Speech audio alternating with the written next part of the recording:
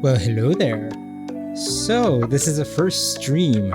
I see there's already 3 viewers in here. I don't know who's watching, but this is very exciting. I've been working on this channel for quite some time, and this is basically, just a test stream to see if everything's running well. I'm going to lower the music here. It's kind of low on my end. I'm going to lower it for all the viewers. Whoa, Luke the Vault Dweller, hello! Well, isn't this exciting? I assume you got the notification when I went live. I didn't make any big announcements, so we'll see who ends up dropping by. I did see we got our first follower of the stream. Let me go see who that was. Stylized Ray. Well, welcome to the channel. You're the first live follower on the channel. I'm a bit fortunate that I actually have a few early followers from being a mod on John McLaren's stream, as well as Alex Wiener. I do watch a lot of different streams as well, so in just hanging out in different chats, I did accumulate a couple of followers, even though I've never streamed, so this is quite exciting. Luke says, I just looked at my phone and saw that you went live. Well, I'm glad the notifications work. So for today's stream, I figured I was going to test a couple of different, all the different scenes that I've got set up. We'll test right now we're in the just chatting. So as you can see, we've got the chat on the side. The background is working pretty well. I'm using a green screen, of course. So I don't have any fancy background to show off just yet. I mean, like actual real life background filled with figurines and posters and whatnot. So I'll be sticking with the green screen for now. If you happen to be in here and you hear the music being too loud or my volume being too low, make sure to let me know. This is kind of the stream for that. So the game that I was intending to play is Fall Guys, because it's the game that I'm most comfortable in playing and talking at the same time. It's kind of my default go-to multiplayer game. I've spent countless hours playing Fall Guys during COVID. It's where my friends and I would basically hang out on Friday evenings. Thanks, Luke. It was basically the game that kept us sane during COVID. We were hanging out and having snacks, having drinks, and that was basically every Friday night. So Fall Guys became that default game between my group of friends.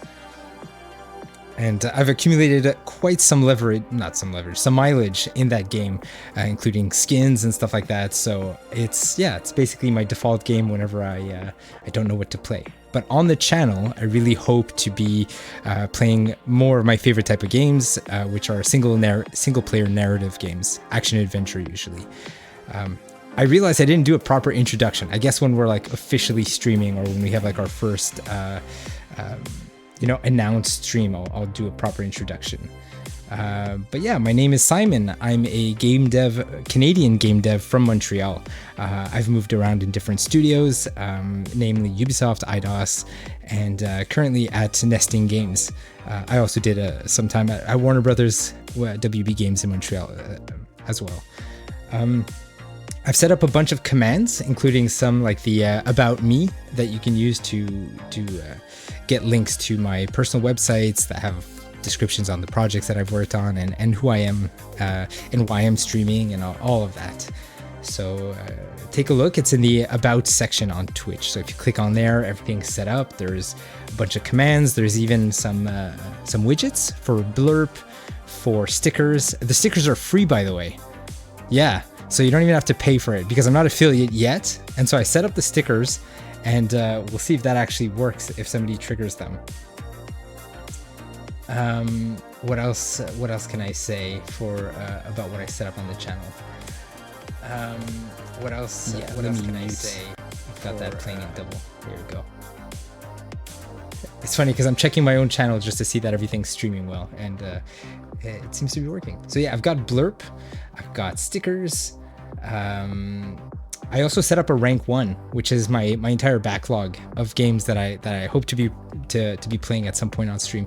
If I remember correctly, I think there's like 80 something. Yeah, like 85 games set up. So the odds are we're not going to get through all those 85, but it's just to give you an idea of the type of games that I hope to play. And eventually we could do like polls to see which game gets ranked higher and which games will actually play it live on stream. So yeah, I guess I'll do a tour of the different scenes that we've set up. Here, let's switch to this one, which is the just browsing. Actually, no, this is what I call intermission. So in the top right corner, there could either be the game screen, or there could be, let's see if I set it up like this. There we go. So we would have the game screen up there. Sorry about that, had to clear my throat. So in the top right corner, we would have the game on standby while we're chatting. Let's, for example, somebody's raiding and we want to welcome them in, but we don't want to, move the game completely away. This is what I would call the intermission, or the picture-in-picture. I also have this one, which is the opposite. So for example, if we wanted to keep the game on, have my picture in the top corner while still having the chat, this window would allow us to do that. Ooh, we've got another follower. Who's that? Who just came in? Shaving Candelabra. Well, welcome to the channel. This is my first test stream. We're testing things around. We're testing the different scenes. I'm giving a tour of the channel that I've set up here. As a quick introduction, my name is Simon. I'm a Canadian game dev. I've been involved with Twitch in different ways, being a mod on different channels, but this is the first time that I'm actually on camera live on Twitch, and it's quite exciting. I've been working on my channel for quite some time.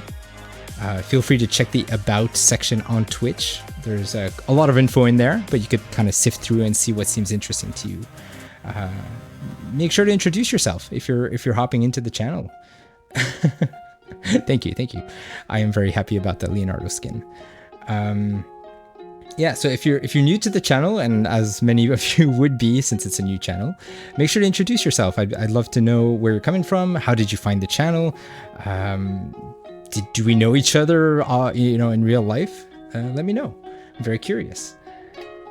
So as we were going through the different scenes here, of course we have the game scene. This is basically the full screen one. So I would be down here in the corner. We'll have the game in full screen. Of course, alerts will appear all over here. Try dropping some emotes. You'll see them floating around the screen. If you throw in a sticker, it'll appear as well.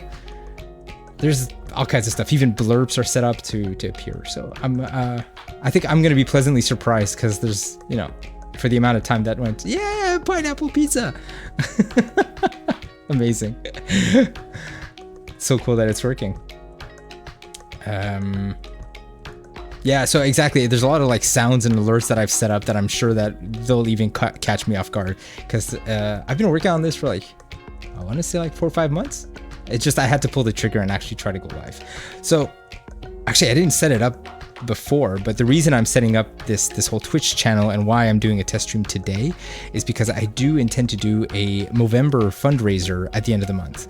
I'm currently raising money for Movember, which is why I'm rocking this mustache. It's not an aesthetic choice. I'm doing it for a good cause. I've been doing Movember for on and off for about 12 years. I've raised money about 9 years out of those 12.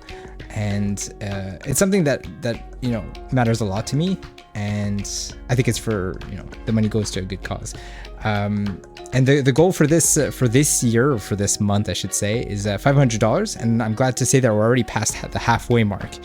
I am doing a fundraiser, so we could basically just completely crush that goal, go way beyond. I set it for 500. Let's see if we can even go to 1,000. If you want to be able to donate, I'm going to switch back to another scene. There's a QR code. You can even use the command Movember. It could be !Mo. It could be mustache. Could be, I put in a bunch of aliases for that. I even put !Fundraiser. Or I think it's even !Donate. So pretty much whatever command you put in, there should be a link that brings you to the page to make a Movember donation. Let's see, what haven't I shown yet? So yeah, of course, for example, if we're if we're gonna be right back, let's switch to that. So basically, this is the standby screen. I assume you can still hear me. We've got the little music bar in the corner. We've got the following bar. The QR code takes you to my link tree, where you'll find links to everything that we were talking about. And we have another follower, Worried Ria. Welcome to the channel. As I was giving the introduction to the others that came in here, this is my first test stream. It's actually the first time that I go live myself on Twitch. I've been involved in Twitch through other people's channels, but it's the first time that I'm testing things out. So welcome to the channel. Make yourself comfortable. And actually, my camera's off because I'm on the Be Right Back page as I was giving a tour. Doesn't make quite sense. So let me switch back to the just chatting. Hello, a proper introduction now. So my name is Simon. I'm a Montreal game dev, and as I was saying, this is my first Twitch stream. I'm testing things out. I'm trying to see if all my OBS scenes work well, that the transitions work well. We've got music playing in the background, and when we're all settled in, I'll play a couple of rounds of Fall Guys to make sure that the bandwidth is working well. We'll even we'll even test the clip feature of Twitch and see if we can make a couple of cool clips to encourage people to come discover the channel. So welcome. Feel free to introduce yourself. How did you find the channel? How did you stumble here? Because right now the tag, I believe, is just chatting. So when I do start playing Fall Guys, I'll make sure to switch that. In the About section on Twitch, there's a bunch of widgets for stickers, for blurps. There's even a widget for the my backlog under rank 1. So if you ever want to browse all that, feel free to do so. I'm also open to a bunch of ideas for channel redeems eventually. Those aren't unlocked until I become affiliate. But there's one that just came to my mind today. I'll share that with you.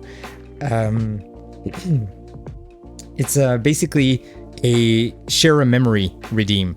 I'll probably put it at maybe 1 per stream or something. The idea, the share a memory would be either of a movie that I love or a video game that I love. I would ask people to go to my favorites page. I have a page where I keep a list of all my favorites, and I try to rank them as closely as I can.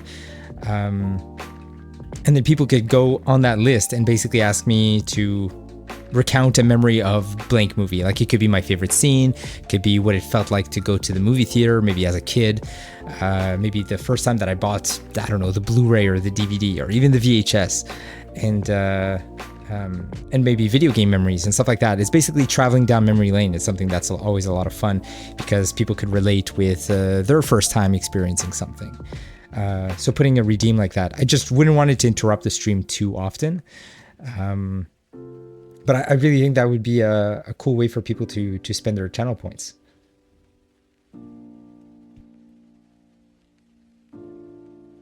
I'm not used to speaking nonstop like this. It's gonna be an exercise for the vocal cords. Hopefully, I'm not gonna be clearing my throat too often on stream.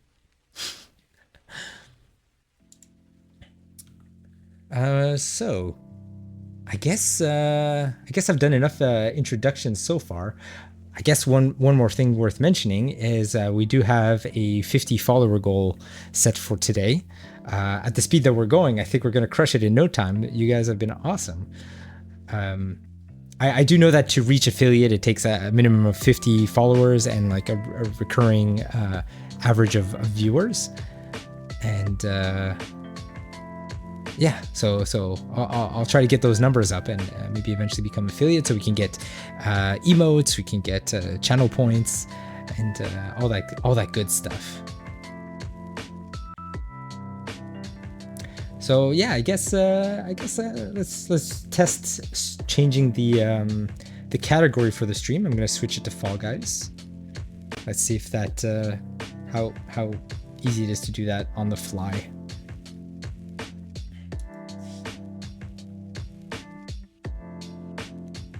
Yeah, I'm even gonna change the title of the stream. I'm gonna say we're playing Fall Guys.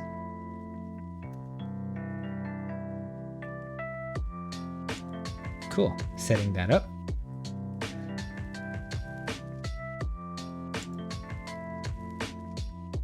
Okay, cool. So I'm going to switch to the full game screen. I'm going to pause the music. I don't need to narrate everything that I'm doing now that I think about it. So I'm going to pause the music and I'm going to switch the game music on. I'm doing this also for documenting myself. So when I go back and watch the VOD, I'll know what I was doing to see how seamless the transitions are.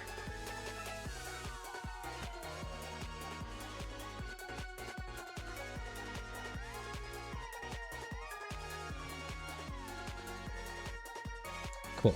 So I've got things set up in the background. Let's switch to the game. So I'm playing on a PS4 controller, just for the record. And yeah, blue, because blue's my favorite color. It's no wonder Leonardo's my favorite turtle. Let's go check out what the modes for today are. Ooh, I do love Slime Climb. It's been a while I haven't played Slime Climb. Yeah, I'm debating between solos. We can also check out some of these custom maps that are a lot of fun. Oh, I actually managed to pull this one off. The one called Rest in Paris. I don't know if you guys play Fall Guys, but this one was a doozy. It took me several tries, but eventually I got it. It was a lot of fun. Maybe we'll keep this for the end of the stream. That would be a nice little challenge. For now, let's try the weekly show.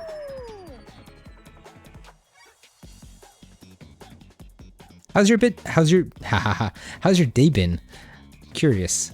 If you're hopping in here, let me know. It's always fun to share some anecdotes about the day. Mine was good. Very quiet day, not too many meetings. And I was looking forward to this. This was something I said in my mind at the beginning of the day. I woke up, I said, yeah, I think today's going to be a good day for a test stream.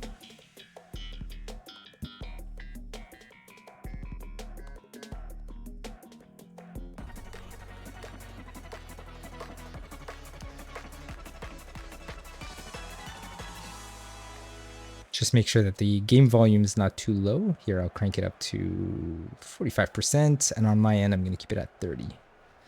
Let's see if that's okay. Cool, we're in. So this is the first round that I've ever played live on stream.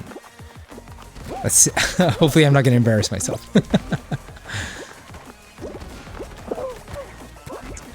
If you also notice that the stream is, I don't know, a bit laggy, a bit, blurry, whatever it could be, please let me know.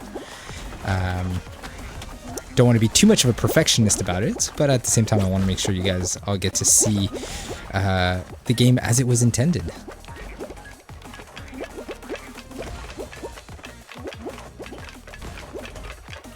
So I've played these levels so many times in the last couple of years, so you might notice some shortcuts. If you happen to know some shortcuts that I don't know about, please share. Especially, I've seen players do some crazy things that I tried to replicate that I was like, I have no idea how they're doing that. Are they cheating?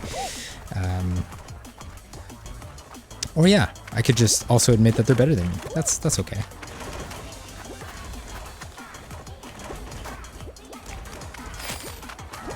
This is a bit tricky, and we're good.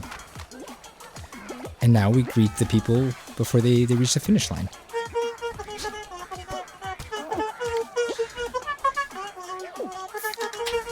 Nice! He's got the same one.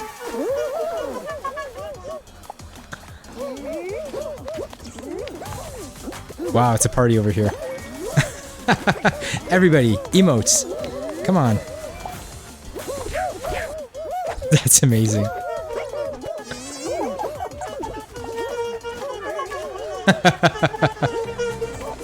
That's always fun when you find people who've got the same emote as you.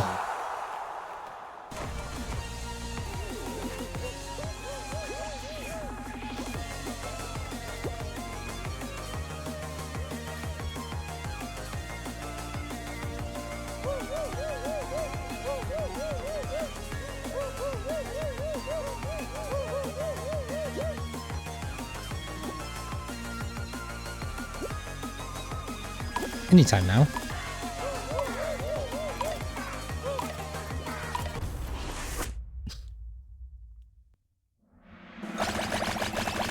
Wow. Okay. Wow. Okay, so we're 12 in the next round. That's amazing.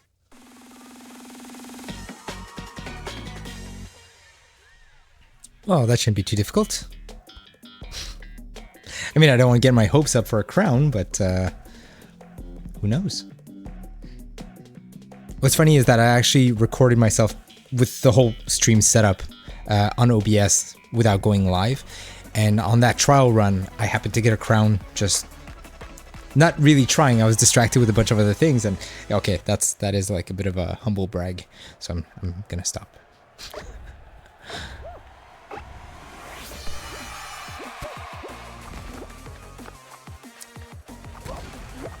I did set the schedule on Twitch that I might be going live tomorrow for like a proper, properly announced stream.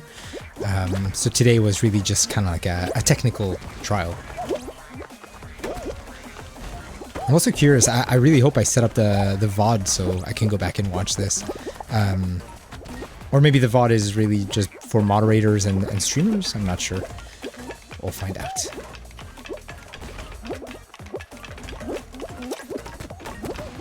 Come on, Santa. Oh, that's Jack Skellington. That's not Santa. He fooled me.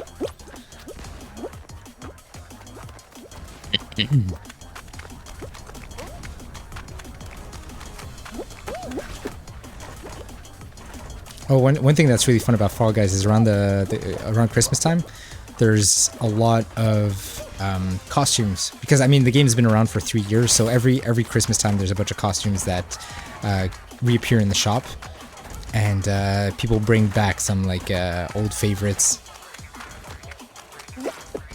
There we go. Who's gonna come and make some music with me?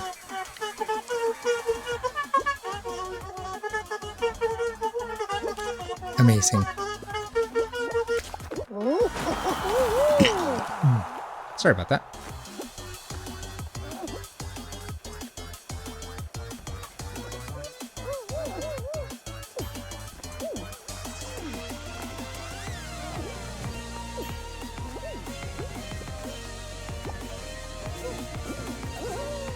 Alright, Cuphead.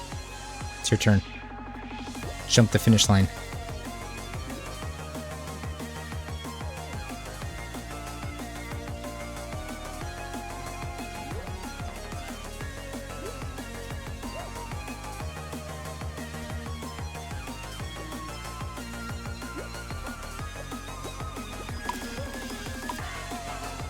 I do have that Cuphead skin, but I found the head is too bulky.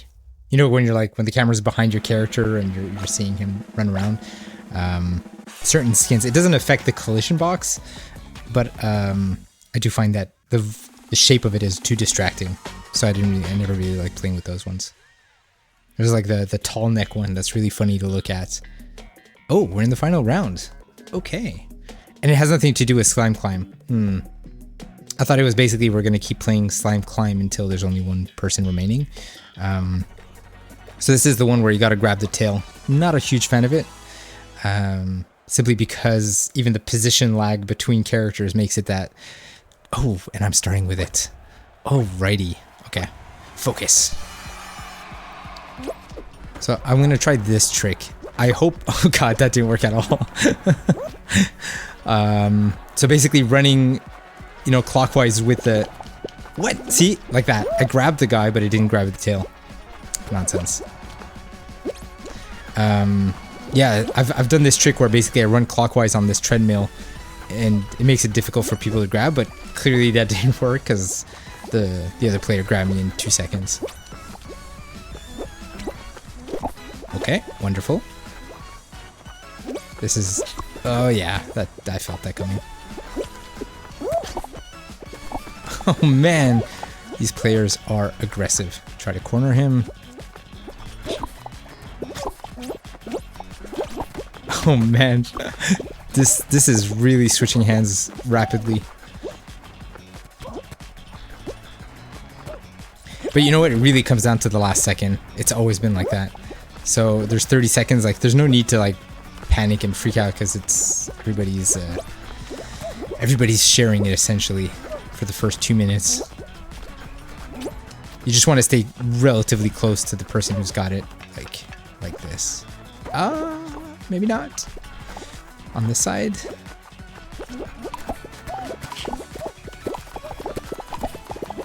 Who's got it? Who's got it? Oh! That was crazy.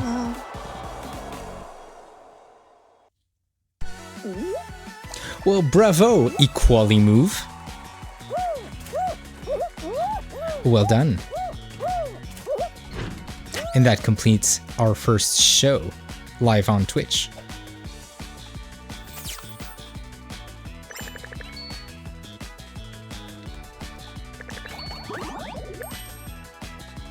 A decent performance. It's always good to get to finals. You don't always have to win. Should we do another round of that? Yeah, let's do another round of that. And then maybe I'll do a couple of solo shows.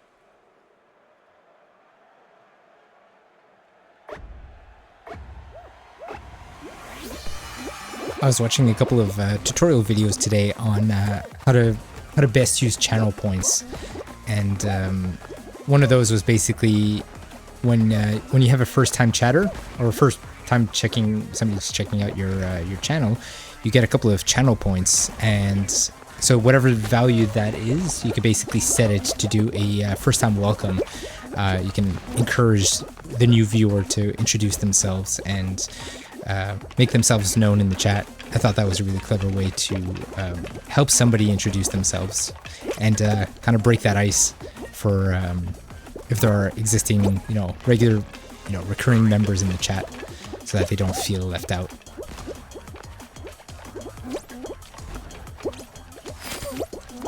Nice. This penguin is causing mayhem.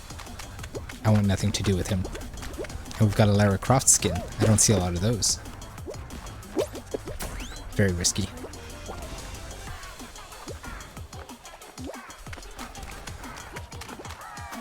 This part used to always trip me up, but it's kind of a piece of cake now.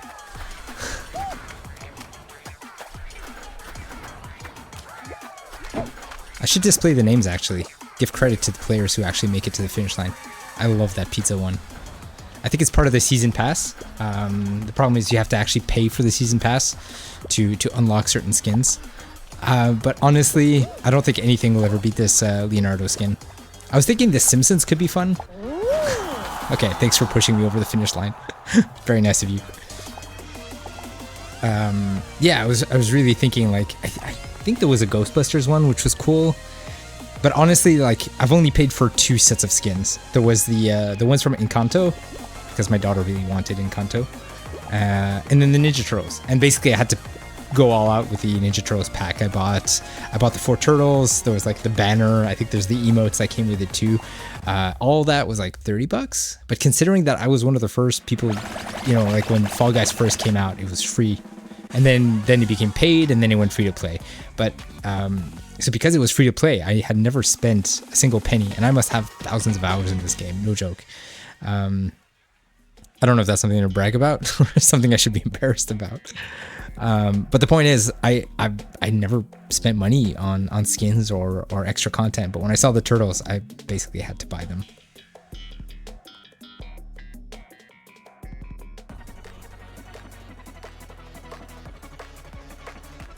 Yeah, for anybody wondering why we're just playing the same level, it's because that's the mode. Hey, John! Welcome to the stream. Welcome to the channel. So as you can see, we're playing Fall Guys.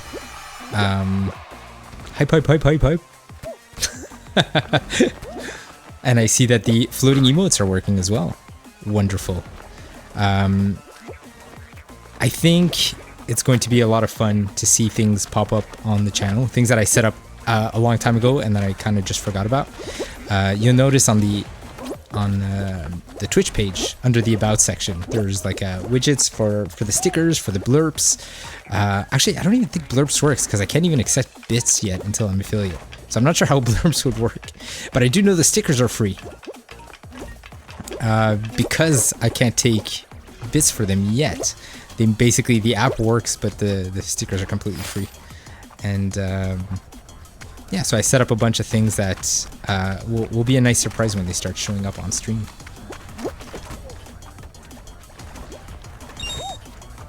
Woohoo! Thank you for those rupees. Yeah, I'm definitely not attempting that. Oh, wow. Well done. Matenho. Mate in ho? I'm not quite sure what that was. Yeah, reading reading people's gamer tags are going to be quite entertaining, I think. Oh, that wasn't that hard. That made it look a lot harder. Anybody else? 2 more players, as it seems. Let's cheer them on. You can do it! Nice, Lara. Let's go. Alright, so that was... How did you make that sticker? Photoshop. I actually created a rupee with that, you know, the classic S? And then I put the little 23 in the corner there. I thought it would be cool. And then I just... So yeah, on the Stream Stickers website, you could submit your own custom stickers. And then you can add a sound, you could choose how long it stays there, and I toyed around with that quite a bit. And then I even threw in a couple of those, yeah, it's a fun idea. I think when you're affiliate, you get a lot more slots, because I'm not affiliate. I think I only had like 6 or 7 slots. Yeah, the Memoji.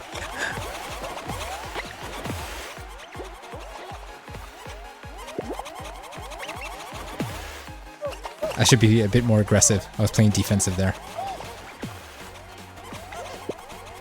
Honking good time. Oh god. Oh, he's a goner. Nope, he survived.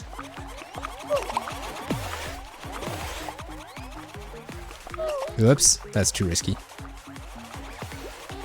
Nobody seems to be on this side, so I'm just gonna chill here.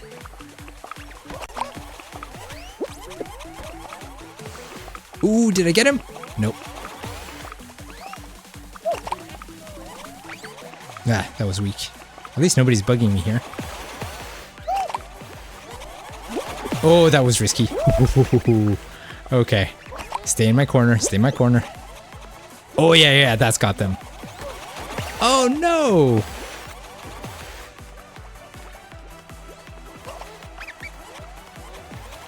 Hi there. Oh god, that's risky. Oh yeah. That was weak. Thanks, John. Enjoy the hockey and have a good evening. Maybe, yeah, I was just gonna stick around for about an hour. I was just trying things out. Nice, using the lurk command. Well done. And it's working. I'm just happy. I didn't expect... I don't know, I expected things to go, something to break, but so far everything has been going pretty smoothly. You know what? It's basically going to start breaking when there's like more than 10 people watching. That's the curse, right? When there's nobody watching, everything goes super smoothly. And they're like, I swear it was working well yesterday. And like, just go back and watch the VOD. And they're like, nah, you had to break things as soon as people start showing up. I don't know why I'm still spectating. I could just back out. No. Let's give the winner proper credit.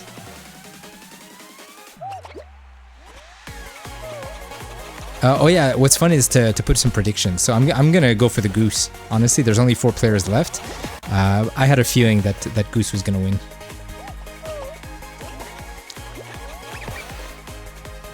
Actually, let's spectate the goose. So, I'm pretty sure this goose is from Untitled Goose Game. Goose. Oh?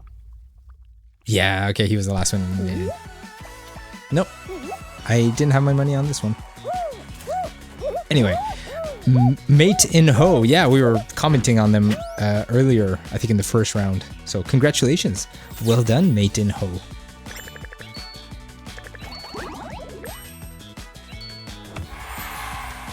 So as much as I love Slime Climb, I think we're going to switch to a solo show.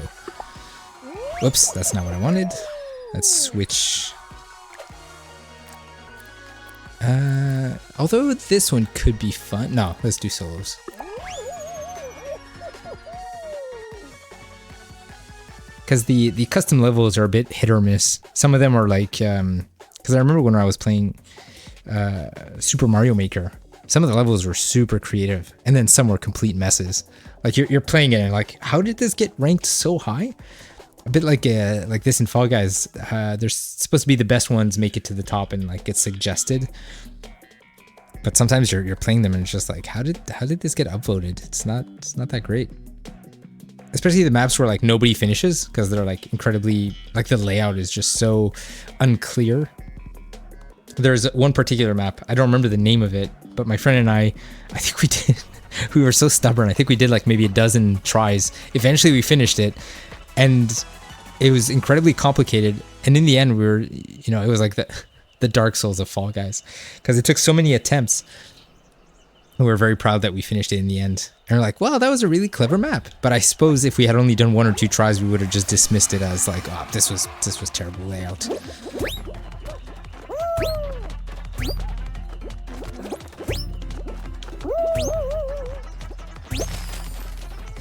So this one's really fun if you could, as I was saying it, I was gonna say if you could chain the trampolines all the way until the end. But of course I had to bump into somebody and interrupt me while I was trying to show that I have skills.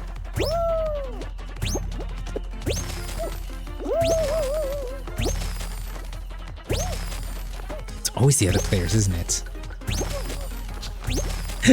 Yeah, it's the kids that are wrong. It's not me.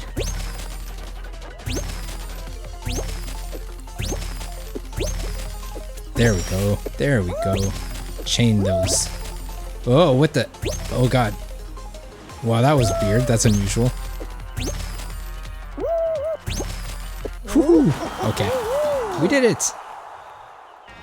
Oh, that's just round 1. Let's not get our hopes up too high.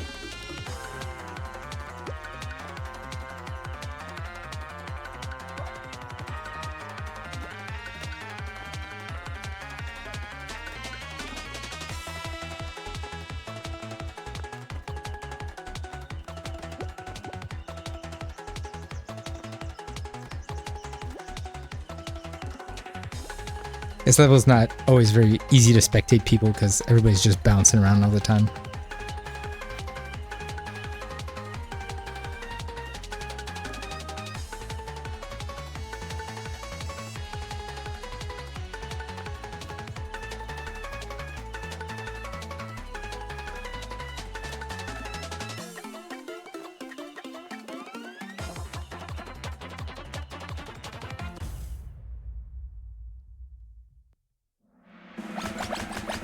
So as I mentioned, I didn't send out any announcement that I was going live. I didn't post it on Twitter or any of my socials. Basically, I really wanted this to just be like a test stream. But I'm sending out a call to a couple of close friends to say like, hey, come and check me out. See if it's working. See how it's looking on your end. If it's smooth, if it's laggy, if it's blurry, if the sound balance is all right. I mean, I'm gonna go check the VOD afterwards, but. We want that live dynamic. Or I meant live first impressions. I do like that Omni-Man skin. I don't know if you caught that in the back. Not enough to spend money though.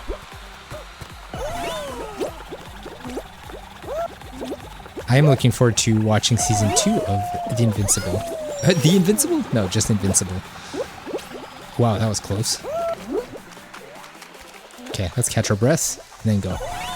Because the problem with this map is sometimes you go so quickly that you get distracted. Yep, like that. Ooh, are we first? I think we are. Oh no, I would have had the little trophy symbol. Not first, but we did pretty well.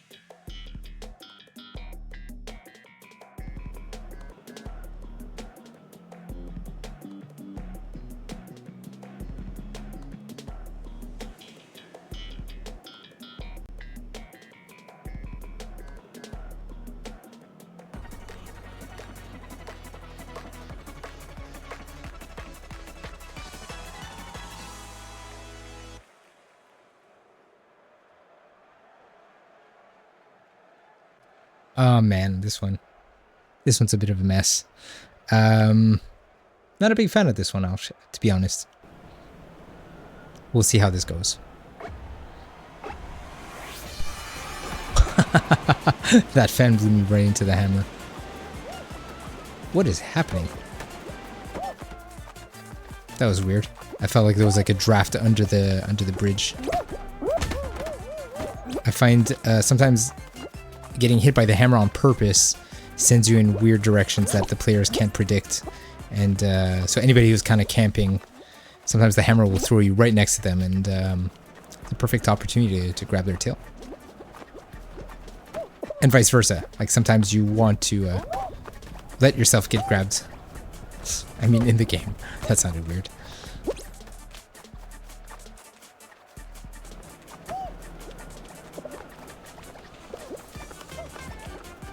Sometimes hanging out in a bunch of people with tails is also a good idea, so that oh no! Get away, get away! Woohoo! That was close.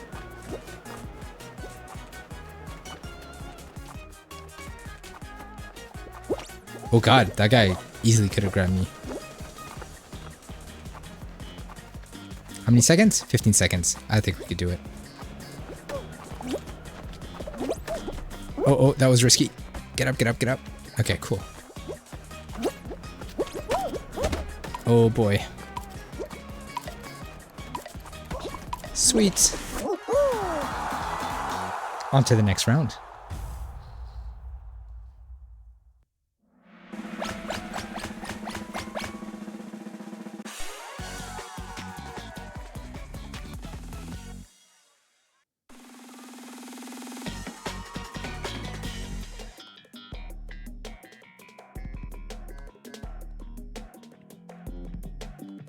Awesome. We got our practice. This is the same level we were playing earlier.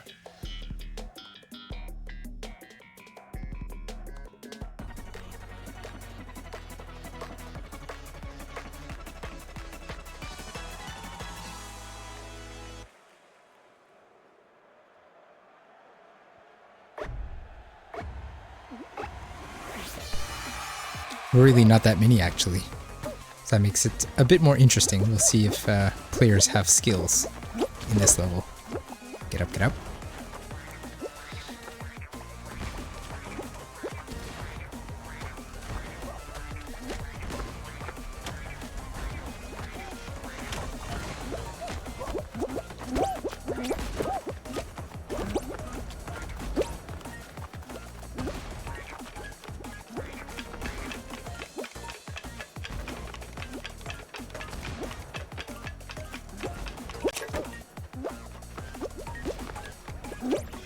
Oh, did you guys see that? He grabbed him. Grabbing somebody on those yellow poles is the worst, because the recovery time is awful, especially when the slime is on its way up. You'll probably notice I'm a pretty defensive player. I'm not I try not to grief. It's very rare that I actually try to grab somebody to make them lose. I'd rather play the game on skill rather than on luck or on just being a jerk. Even if it gets you the crown in the end.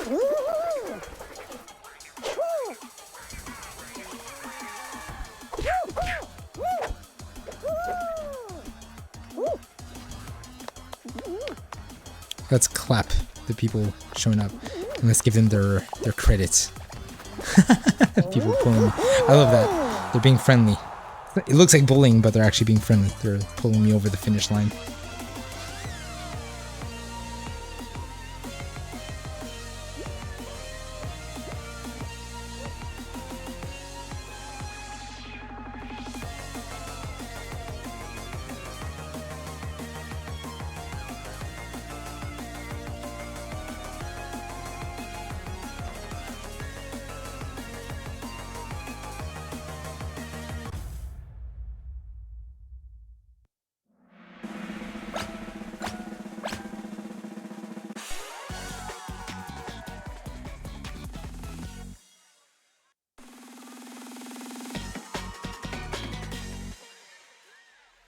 I know it's not professional to check your phone while you're on Twitch. I just wanted to send out a couple of private messages, a couple of DMs to people, let them know that I'm live, see if anybody's going to show up.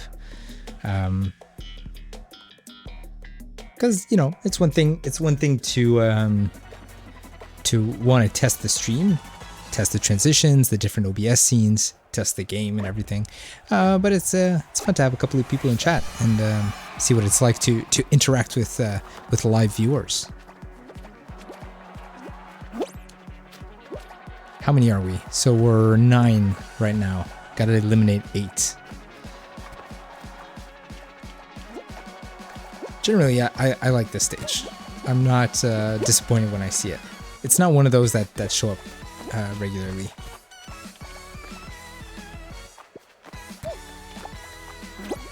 That was risky. I couldn't really judge how wide that gap was.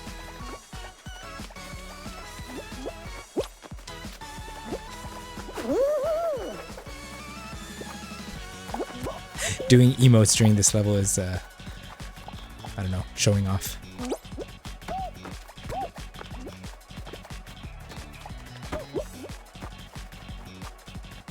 So as you can tell, a lot of this level is really just turning the camera, making sure that you're seeing where you're gonna head before you cross over. Sometimes you could use the walls to your advantage to basically jump and have the wall catch you. Sometimes you underestimate the distance of the gap. Okay, here we go. All right, now it's getting a bit tense.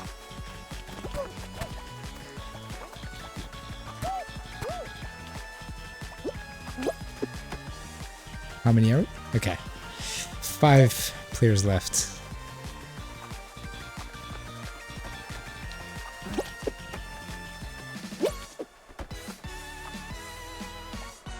Ooh, that was really close. That was pushing my luck.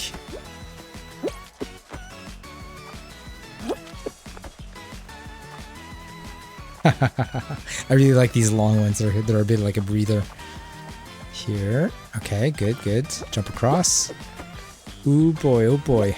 That's cutting it close. Cutting it close. No! There it is.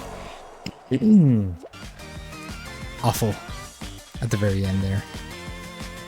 Oh, well, we made it to another final round. It's a pretty good track record.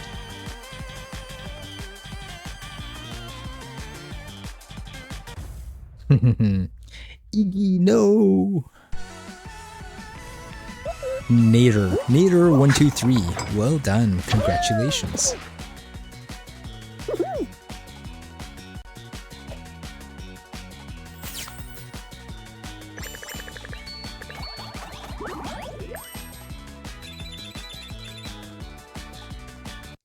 Yeah, there's a lot of cool perks that are locked behind that fame pass, as they call it, or the season pass.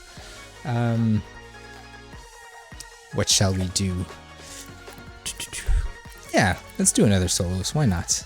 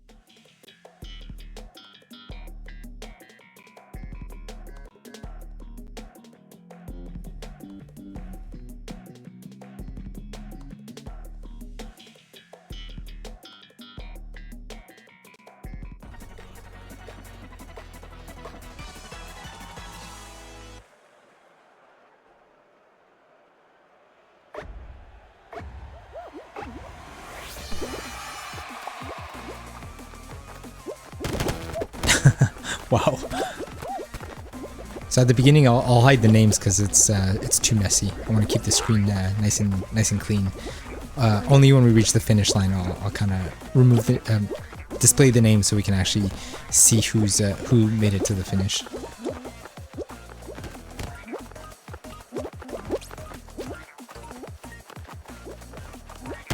Thank you for showing me the way. Bedrock 45. Oh yeah. Oh, if I get the timing right on this. Excellent.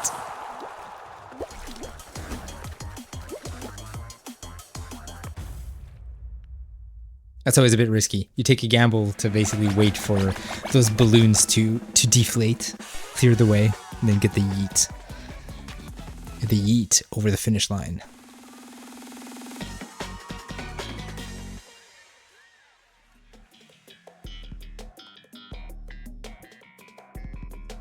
The worthy gig.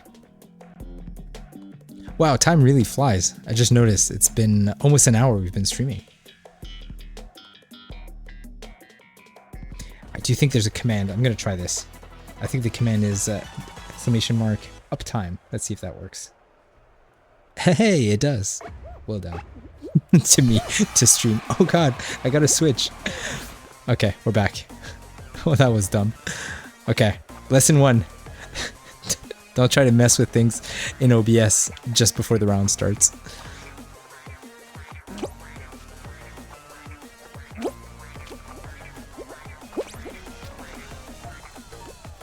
This level is usually a piece of cake, so I'm not too nervous. I should be able to recover it fairly well. He said as he failed miserably.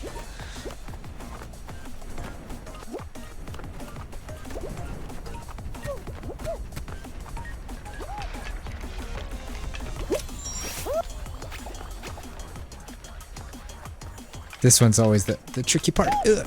Oh no, that's gonna set me back. Okay, one more try. If I fail this one, I'm gonna go on the side. Heh. It's a bit like skip rope. Whoa! Okie dokie. That was awful. No, much better to go on the side here. Because it's sometimes hard to gauge how fast it's going until you actually jump there. Okay, we're the last 3. That's crazy. Woohoo. Okay, so even though I started late, I had a false start. Was the last one to finish.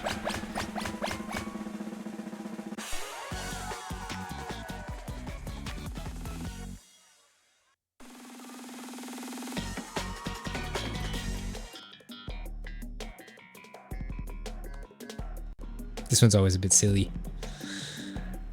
It usually ends up being like a dozen people just chilling at the top floor, just doing emotes.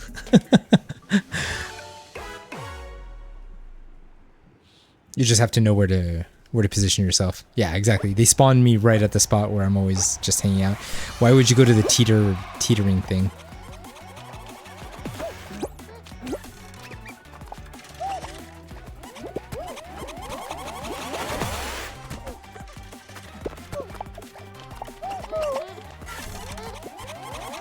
That's risky. Very risky. Oh.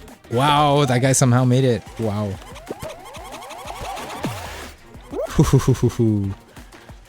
So you want to play aggressive, eh?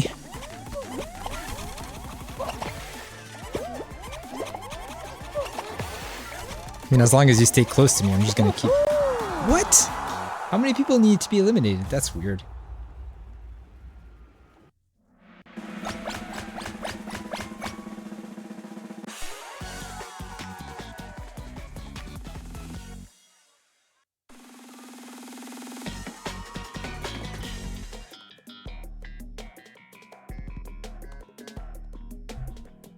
Actually, just for the sake of this test stream, I'm going to switch to the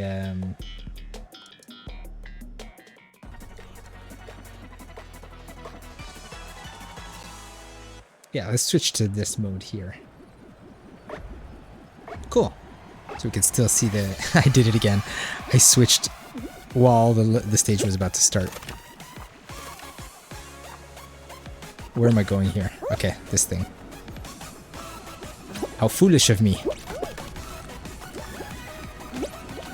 Okay, let's start accumulating some points. Oh, wow. Okay.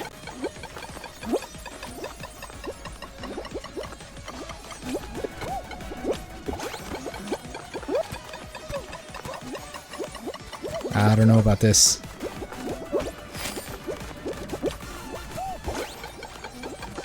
How many people? Oh, only one person passed so far? Okay. Shouldn't be too complicated. Sweet.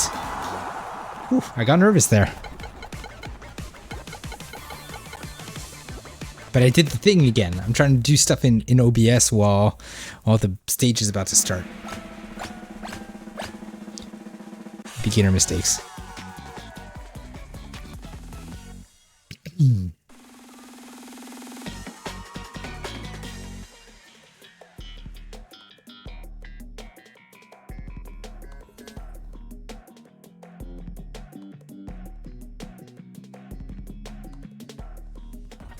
I do think this layout works pretty well. Of course, the game screen's a bit smaller, and at least like my head's not floating in the corner. And we get to see the chat this way, so that when we have newcomers and people saying hello, we'll see it on stream. I'll be honest, I hate this one. I can't stand it.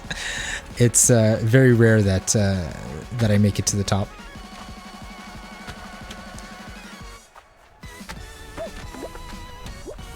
There's too many shenanigans, too many things knocking us.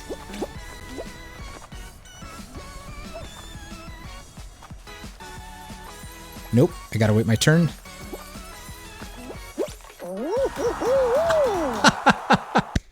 No way. Well, finishing on a win is pretty nice. But I did say I was gonna do the Eiffel Tower, so. Alright. That's so funny. I was just saying that I don't normally do very well in this one. That's like, I'm not even kidding. I'm not just saying that. Ask any of my friends. They'll tell you how awful I am in this stage. But yeah, for a first stream, getting a crown, finishing a show. Pretty happy about it. And I got the chef's hat. Wonderful. Oh, look at that. 386 of 389. I mean, the reward for level 26 is not that great. It's just like, it's not even a banner. What do they call that? It's like the tags on top of the banners. It's, anyways. So we got to win on the solo race. So I suppose we got to shake it up, right? We got to do another one. Do something else. Or do we end on a high note? I'll keep going. I'll do the Eiffel Tower. See if I can make it to the end. I suppose if I finish that, then I'll probably call it quits for today. You know, this was supposed to be just a test stream. We've been going on for an hour and 5 minutes now. And I'm really happy we got 3 followers in the process. Considering I hadn't made any announcement for this stream, it's nice that we got some folks dropping by saying hello, sending a follow. Really appreciate it. Thank you.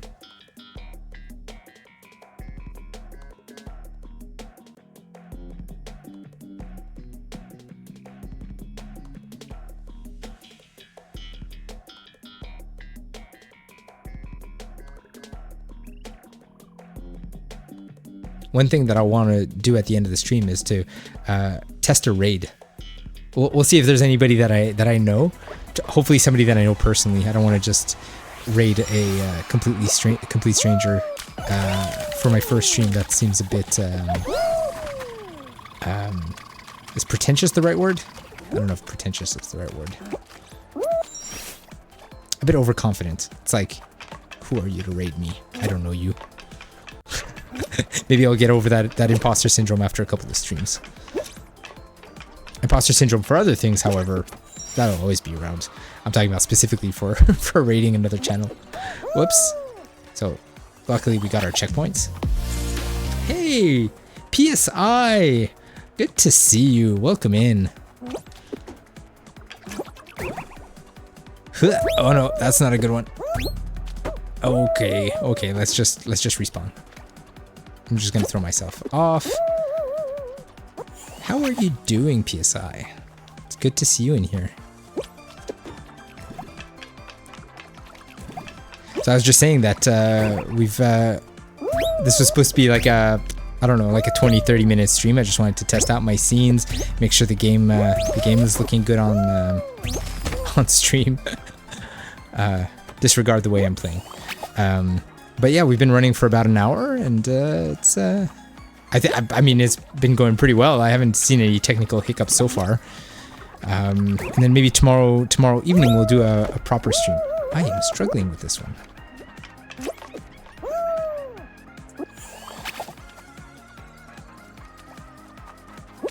It's that the angle of that trampoline is really tricky. No, it's too high. I think I gotta angle myself a bit to the higher point. And honestly, this is like not even a third of the stage. Like there's so many other things at the top. But I guarantee you, I've done it once. I'll do it again. The trick is really to make it to as many checkpoints as you can. Oh, where am I supposed to go up here? That's terrible.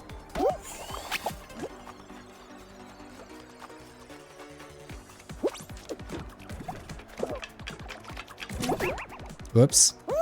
Gotta time that a bit better.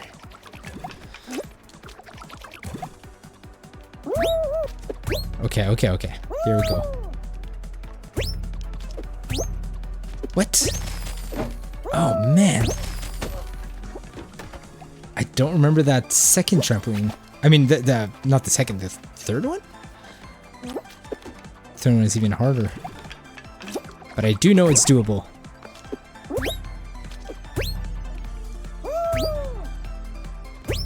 Okay, let's aim ourselves a bit better here.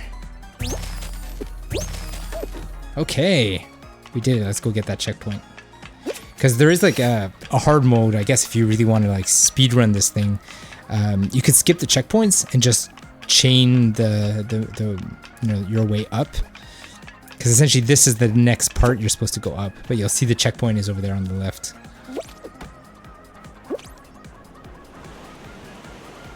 This is cool. So again, here I could just move on to the next part of the stage. But they always put the checkpoint just afterwards. So if I take the checkpoint, I secure myself if I fall. But then I gotta go do the whole circle all around. Oh wow, somebody's up here. Okay, so the last time I played and I got up here, there was no one even near. Who was that? Jay, welcome. Welcome to the channel. Nice to see you in here. Thanks for the follow. So this is just a test stream. I didn't make any big announcements. I wanted to just make sure that everything's working technically. And yeah, I'm playing a bit of Fall Guys because it's a game that I really like. And it's kind of my default whenever I don't know what to play. So I remember this part being really annoying because the angles of the stupid cloud. At least the timer hasn't kicked in yet. So I remember this taking me, I don't know, like 30 seconds an hour? 30 seconds an hour? 30 seconds or a minute to just try to make it to the dang finish line. Oh, okay. Yeah! I did it!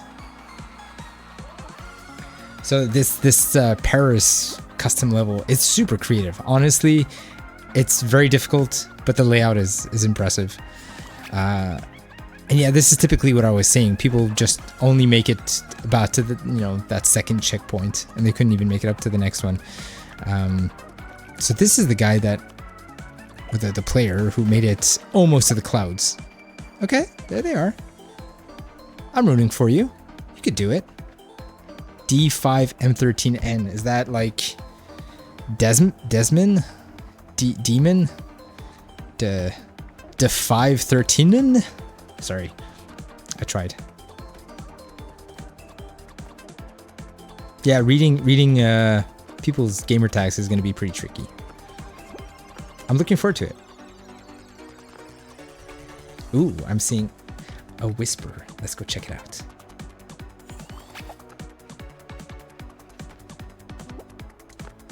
Oh, really? It's on followers only mode? Okay, let's definitely change that. No wonder nobody was writing anything.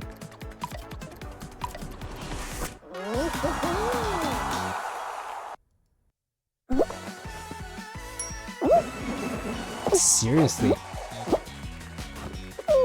10 minutes? 10 minutes follower? No. I'm just gonna take that off. Thanks for letting me know. Thanks for keeping me updated there. Try it now. Finally. Wow, no wonder the chat was so quiet. Thanks, PSI. I appreciate it. We had John in here, but he's been following me since basically I started following him. So he's been a part of this channel for quite some time. And of course, being a mod on his is how I met so many people. So we're at 45 of 50 followers. I mean, just today, I think we got 5 new followers, which is amazing considering I didn't make any announcement for the stream. I didn't post it on any socials. I really just wanted to make sure everything's running smoothly. Yeah, Canadian John, could you believe it? The John that we know so well. Time to build affiliate. I mean, it's a goal. It's something that I'm working towards. Would be nice. It's kind of like what John's always saying. It's like it's hard to find time when you've got like a full-time gig. So I'm hoping to do Fridays, maybe Saturdays. I don't know. I can't guarantee any other day in the week. PSI says, I would have banned you. We ain't in the Rough Cut stream. Well, I mean, there's definitely crossover. You're going to see a lot of people from the Rough Cut team in here. And I think that's something that John always wanted, was to basically have people from the Rough Cut streaming under the Rough Cut banner, and having a lot of the people from the community being able to just, play games on their own channel, and having the community moving between different streams. Yeah.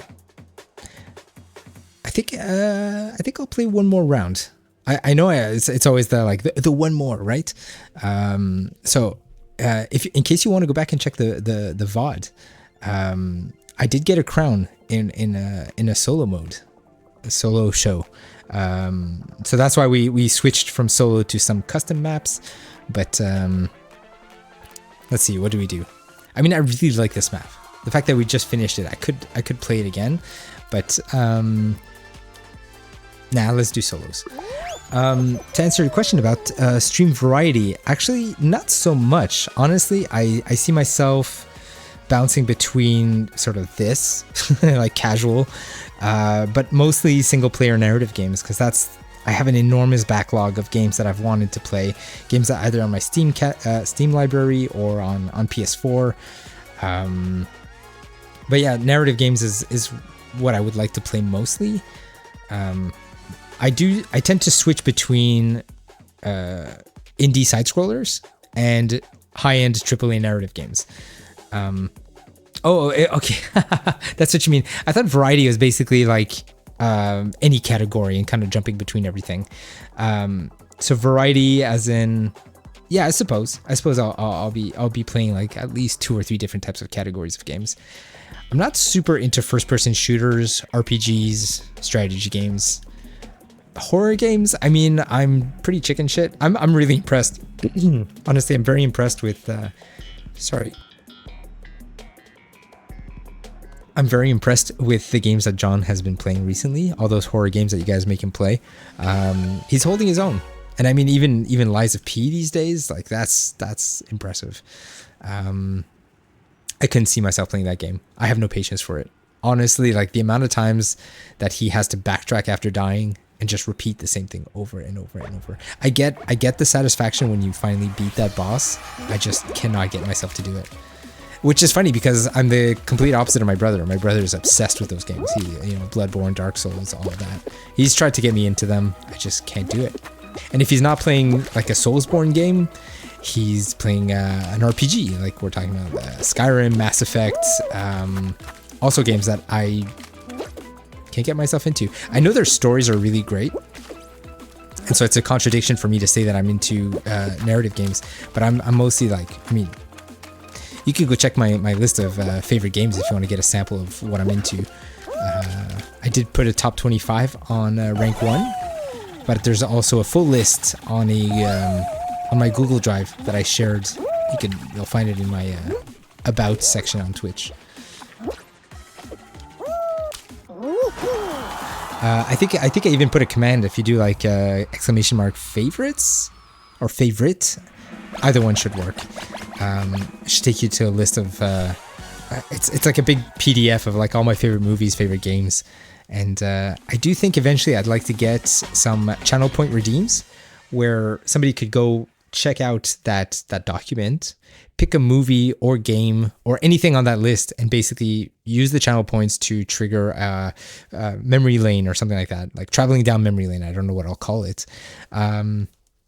And so off the cuff, without me knowing ahead of time, I'm going to have to recount something, whether it's like a memory of going to see it in theaters, maybe as a kid, or the first time I purchased it on DVD or Blu-ray or even VHS. Yeah, basically just recount something about the movie. It could be a scene from the movie, could be maybe a collectible. So yeah, I think it would be a really fun channel redeem. If I'm into RPGs, honestly, none come to mind. Like a lot of games that I play now, like big AAA games like God of War or something, they're filled with RPG elements. But a game that would be defined as RPG, honestly, there's none that come to mind. I mean, I'd be open to it. It wouldn't be my first pick for a game to play on stream. You know what? Like I've always been more into sci-fi than fantasy, and so I generally associate RPGs with fantasy games. But when it comes to like Mass Effect, where it's space exploration, or I mean, I don't think I could get paid enough to play Starfield. I just don't want to play Starfield. I'm just thinking that's that one or Baldur's Gate, which is what everybody's playing and talking about these days. Everything that I see about it just doesn't appeal to me. That's just a subjective view, right? It's just like something. You can't quite define what it is, what makes you into something or not.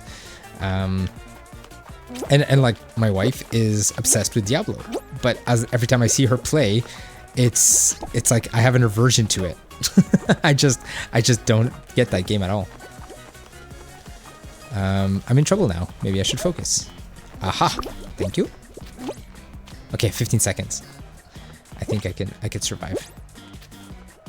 Dragon Quest. I've never played Dragon Quest. Actually, now that you mention it, I don't know why Dragon Quest made me think of Pokemon, but that's probably the only Pokemon. Sorry, the only RPG light kind of game that I've played in the past.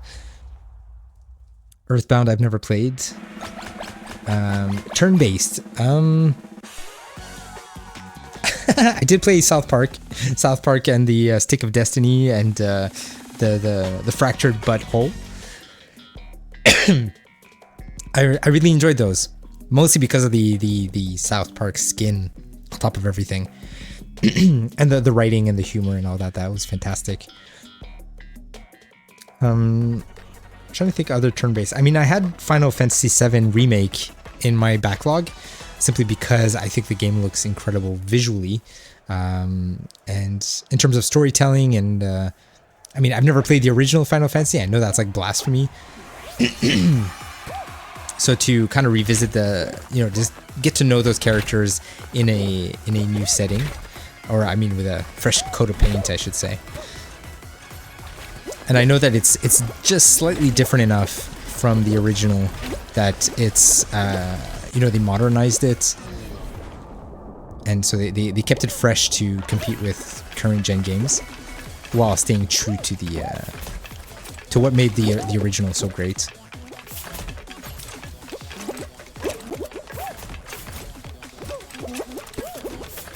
Woohoo, that was close. I saw somebody wrote a big message. I'll be with you in a sec. I just want to make sure I pass this part. Oh, it's one of those spam bots. Okay, cool. My first spam bot. Actually, I should be very excited about it. Thank you for spamming my channel. I'll be there to boot you in just a minute when I finish this level. Oh God! Oh, that was foolish. Oh no! I was too eager. So as I was celebrating that spam bot, he cost me the game. So I have no mercy in booting him or them or whoever. First time chatter. I would want to celebrate a first time chatter. How do I boot this? I do it all the time on John's channel. I just have to figure out how to do it on my own channel. Ah, there you go.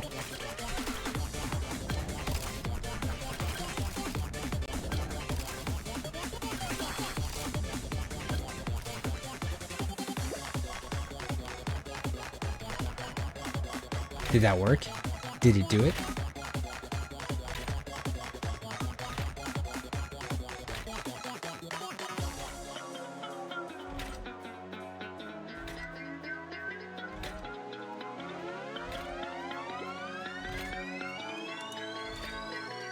The ban hammer has been dropped. Voila. We did it. I mean, if this is a test stream, what better than to get a spam bot and test things out? So yeah, that was a bit disappointing for the ending. But okay. One more, right? We can do one more. I forgot to back out. We don't want to spectate an entire round of this. You'd be amazed by how much of an influence and impact Earthbound left. It's like you can't escape that name, right? Like it's one of the classics, one of the greats. I just never experienced it for myself. I wouldn't be opposed to it. You know what? I'm gonna write it down. I have my trusty little notebook here that I use to write down ideas as I'm streaming. So add Earthbound to backlog.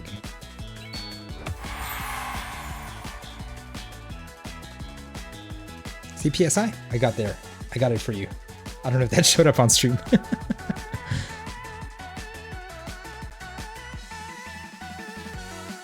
Oh, because I'm a picture-in-picture, probably didn't show at all. Trust me, it's in here.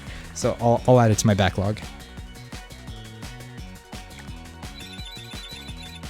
And eventually, when we got like polls and stuff, I'll be able to have people voting for different games.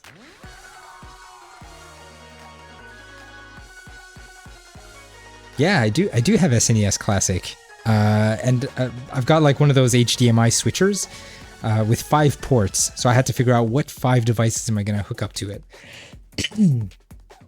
I didn't even know Earthbound was on the SNES Classic, so thanks for bringing that to my attention. It's interesting. Does it stream well? Do you think people would want to watch that? Maybe simply seeing somebody play it for the first time is attractive enough. Just seeing how much of a noob I am and how I have so little context for the lore and these characters. Maybe that would be fun to watch.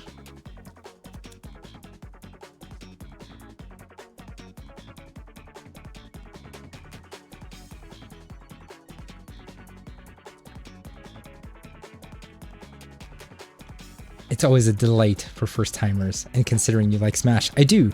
Except, wait, hold on. I don't want to say something stupid, but is it Ness is from? Is Ness from Earthbound, or he's from Mother, or is that the same thing? That's like the Japanese title versus the Western title, I believe. So Ness is actually one of the characters I dislike the most from Smash. So that's not an attractive thing. But you know, there's certain games. Yeah, exactly. Yeah, that's what I thought. There are certain games that feel like I hate to say it, like homework. It feels like you have to do your research or your homework. You have to go back and play those games from the past to I don't know, to show your respect for the long history of video games. Cool. Yeah, thanks for clarifying. Mother is the Japanese name of the series. But yeah, true story. You'll probably hear me say this a few times on stream, but like I only got into games as a hobby when I was around 12 years old. I was one of those kids that didn't really get to. I mean, 12 years old is when I got my first console. It's when I got the N64. It was the year that it came out, and I was, you know, one of those kids that the parents said that, you know, video games are going to fry your brain. And then I made a career out of it. So I slightly overcompensated. But so I got to miss out on a huge portfolio of games from NES, SNES, Sega Genesis. I mean, even PS1 to some extent, because I was always like favoring N64 games. And even after the N64, I kind of stuck around with Nintendo, with GameCube and Switch, even the Wii U, if you could believe it. I'm starting to understand why there's such a thing as a hydrate command. It's hard to play games, chat, and also remember to intake some liquids.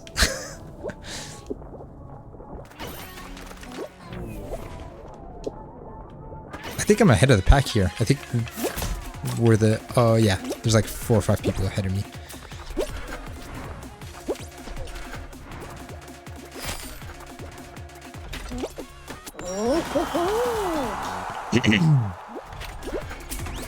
Smash definitely gave you a misunderstood look of Ness, which, well, Smash has never been 100% accurate and proper representation of characters and game series.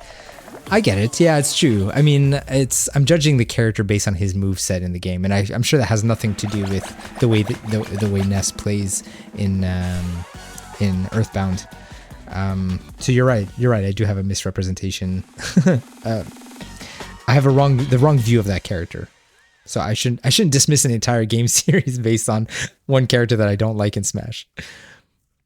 But speaking of Smash, that's actually a game that, other than Fall Guys, I'd say Smash is probably the game that has the most stacked hours.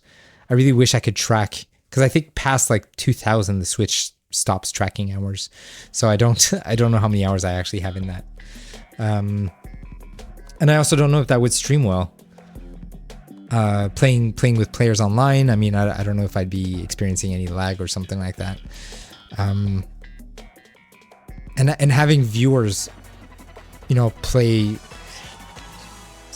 having players challenge me one-on-one in Smash would be a lot of fun. I don't claim to be a very good player, mostly because I compare myself to my brothers, and both my 2 younger brothers just dominate in Smash. I don't even have a chance. I play it because it's fun, but I don't know if that would make for a fun stream.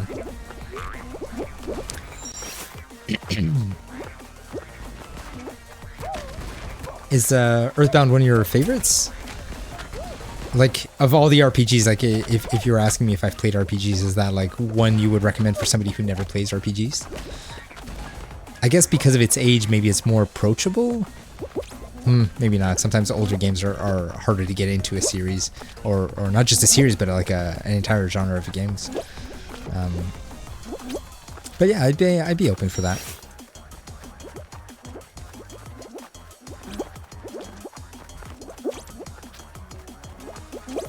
Am I gonna make it? Only 18. Ugh.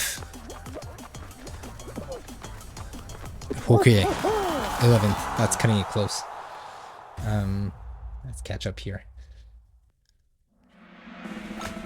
Another good example is Mario. Always mad in Smash for some reason. You're right, he is a lot more aggressive in Smash.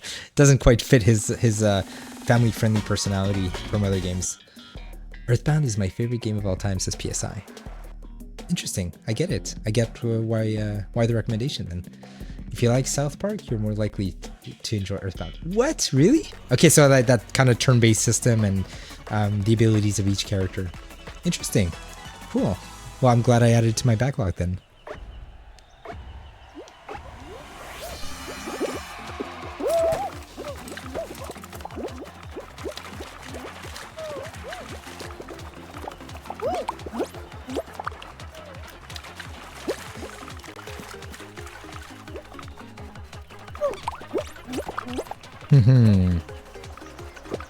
Okay, this is I'm struggling here. Let's go grab it from this guy.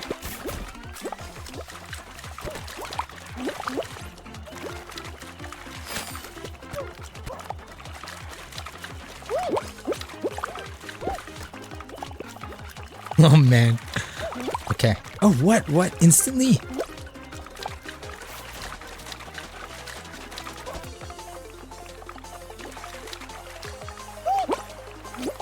Jeez. Oh, I hate when they go up on the fan.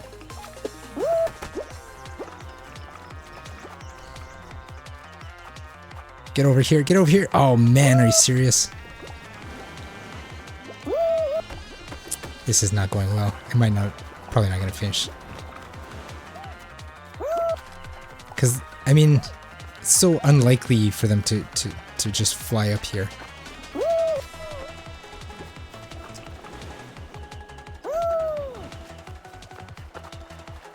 Surely it's gonna land.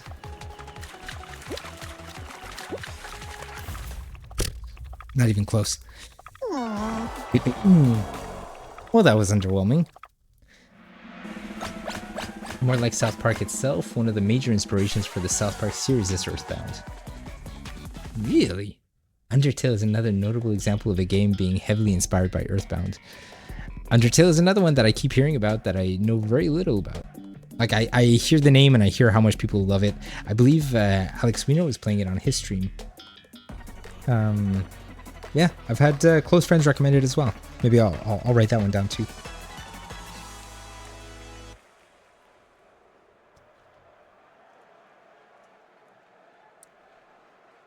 Ooh, I haven't played this level in a long time. Oh god, I'm not even in it. Why did I forgot to back out?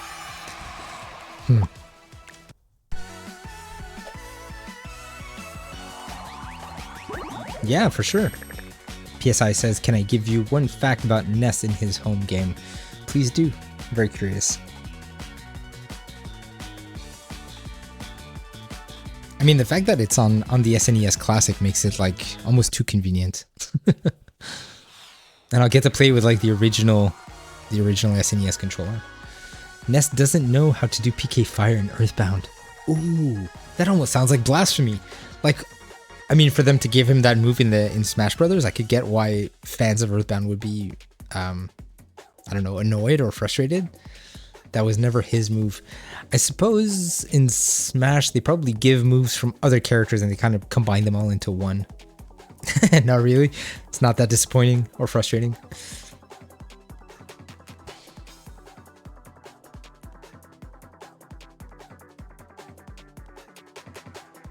Yeah, given how fighting games are. I agree.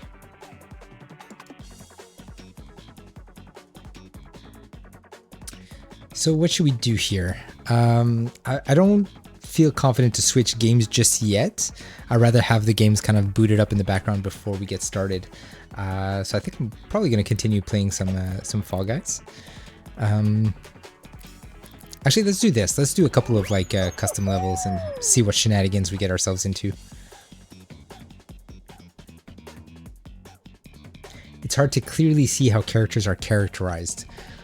Yeah, I suppose. I think, you know how Smash works, like it's kind of a parallel dimension with all these characters where, I mean, anytime you deal with some multiverse nonsense, you have like alternate versions of characters that we know, so they're familiar but they're slightly different. Like you're saying, Mario, he's like edgier and he just looks angry, which doesn't match his personality from other games. So I mean, even if you take like a mainline Mario game like a Mario Odyssey and you compare just his visual and his demeanor in something like a Mario Party or even Mario Kart, it's always Mario, but you could tell he's kind of different for each game, and even his like stockiness in Mario RPG, the one that's coming out soon. Whoa, what was that? Oh, I didn't notice the speaker. Okay, there it is. Ooh, this is a doozy.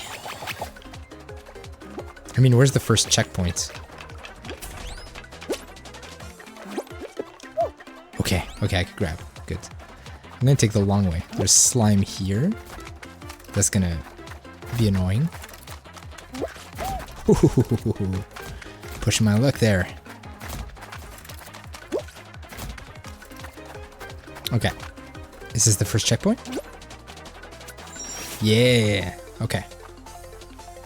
Still a couple of players ahead of me. No problem. I could work with this. Oh no! I wonder if I could grab onto those ledges. That is a big drop. Bit of a time waster there. Gotta give myself some distance for the jump. Oh wow, I somehow clipped through there. Did you see that?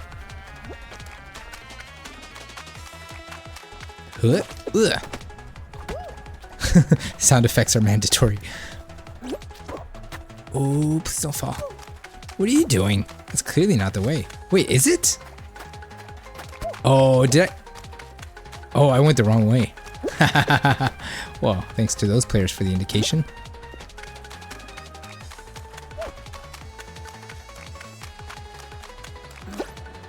They must have been very confused why I was going the other way. Camera clipping. Okay, checkpoint. I like those. Whoa! Could I cheese it here?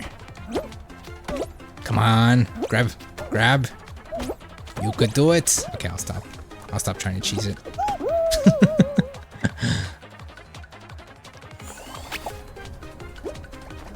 I'll check your message in a sec. Just wanna try to finish this nonsense. Oh, who's pulling this? Somebody pulling a lever or something? Or is it time-based? Doesn't help that the camera keeps clipping. Oh, that is dirty. Okay. Okay. I get it. I just gotta... Ooh, that helped me. Okay, run on this while I can. Switch. Then run on the pink platform. And then switch. That's very tricky. Okay, safe. Okay, this one's slow. I think I got this. Where do I go from here, though? These blocks? Oof. Is this too steep? No, I got this. Wait, is that where I'm supposed to go? That's so messy. Oh, I misjudged. Oh, it sets me back all the way here. Are you serious?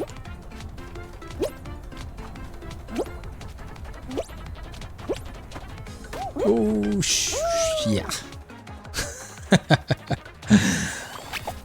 Man, this is the first stage that they give us? Unless it's just like a hard level on shuffle. Are you serious? As soon as I jump on it, they switch it.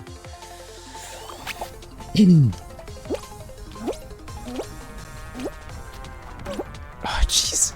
It's like I gotta look in like 2-3 different places at the same time to figure out the timing.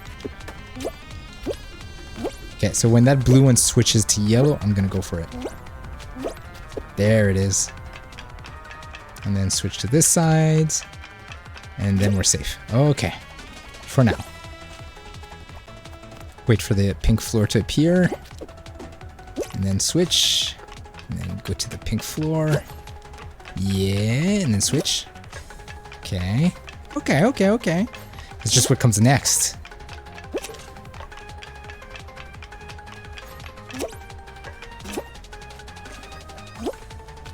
Okay.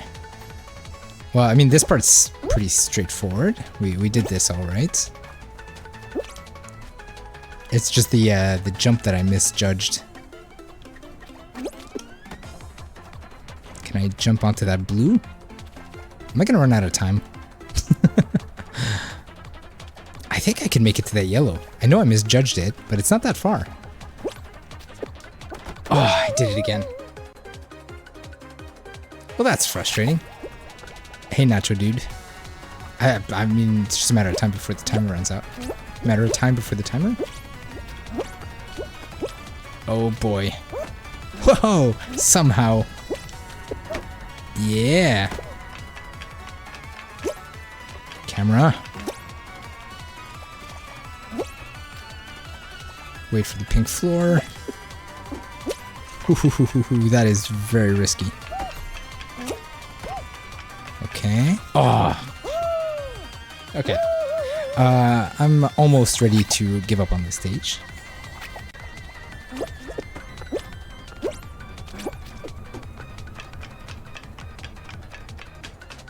But you know how it is. You play it enough times and you're just like, ah, one more time, I can make it. Wait for the pink floor. And hop. Okay. Whew. Nice, nice, nice. Hop. Okay.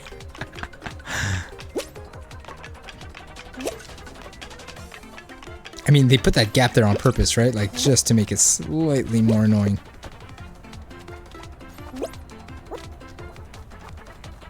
So I'm not gonna make that same mistake again. But somehow, I can't get to that. Maybe I can. Okay, okay. Oh, maybe that's what I had to do. The other cube on the side was just a diversion, distraction. Sweet. Oh, somebody finished. Okay, so there is hope. Yeah.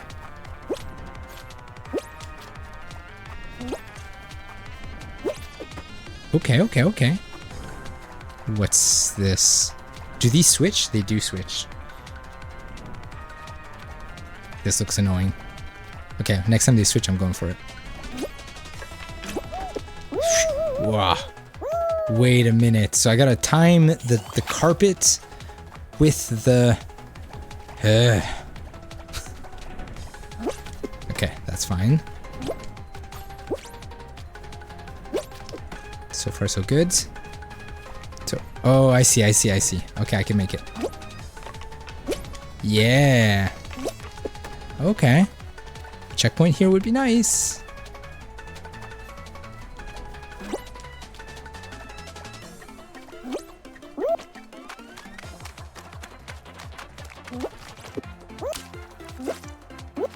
Oh, is that the finish line? No, that's definitely a checkpoint though. Sweet. Still no timer. I'm shocked. I'm shocked that they're letting me go this long. This level is elaborate. Whoa, okay. Hey, we got a fellow player here.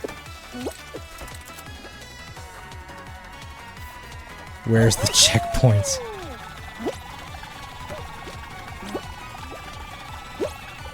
Ooh, that was close.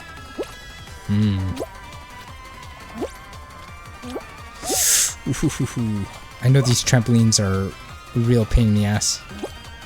In a keister.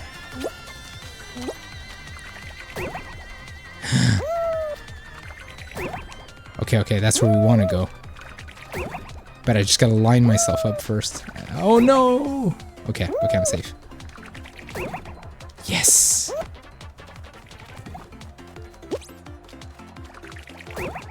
Oh, I messed up. I started running too fast. That's gonna set me back. It's not so bad. It's bad. It's bad.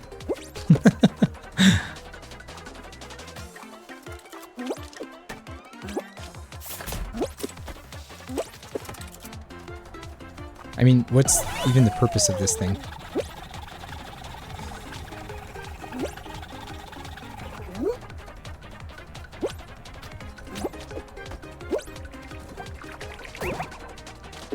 Okay. 14 seconds. Can I make it? Can I make it? Yes. No way. Oh my god. Come on, come on. Excellent. Wow.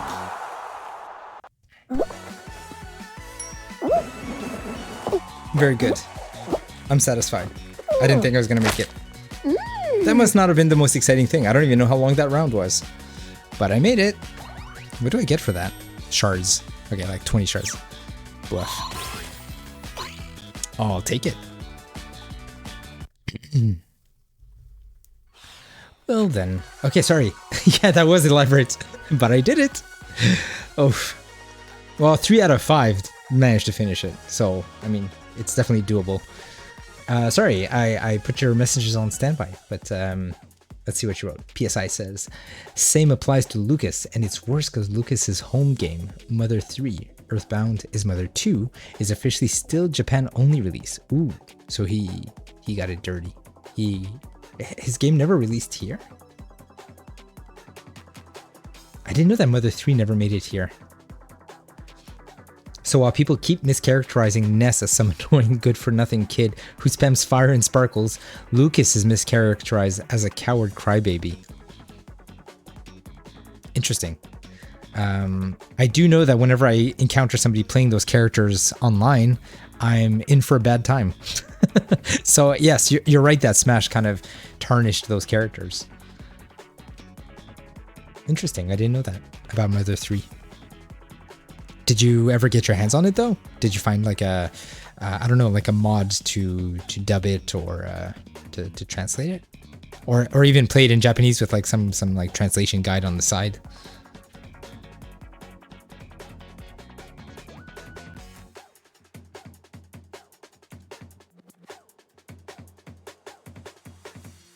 Best you can do is play on emulator and play with the fan translation patch. Yeah, that's what I figured. There's ways to get those like those games that never made it here, but it is annoying that it's not getting the support from Nintendo. I'm gonna switch to the just chatting screen actually. Let's pause the game music and put some background music.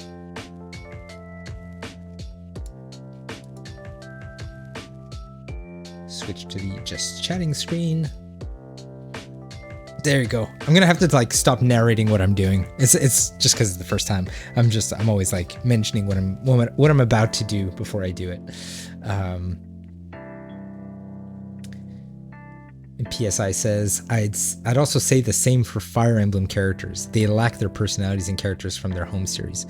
Yeah, I mean, you're definitely right about that. Like when I face those Fire Emblem characters, first of all, I have no idea what I'm looking at. A lot of times they've got like those.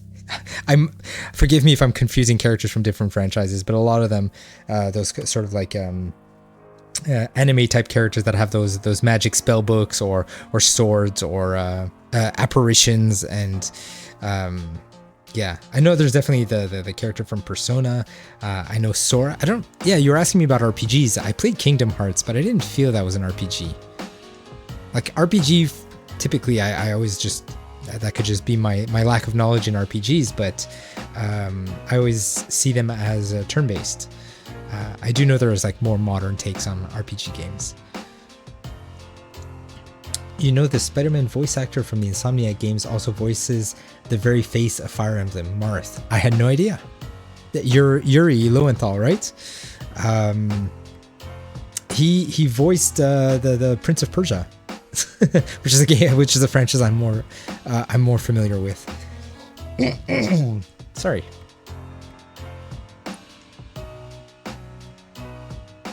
I can't recall if he did the 3 Prince of Persia or did we switch voice actors in between. If you like Sora as a character, you're going to like Ness as a character despite being a silent protagonist.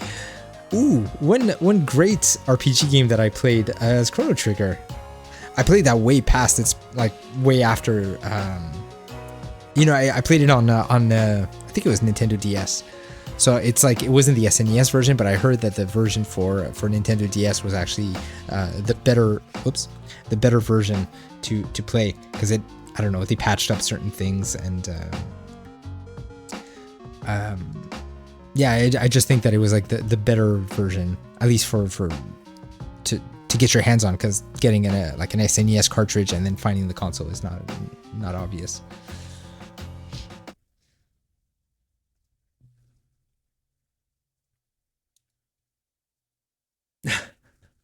Somebody took over. Yeah, somebody took over the Spotify account.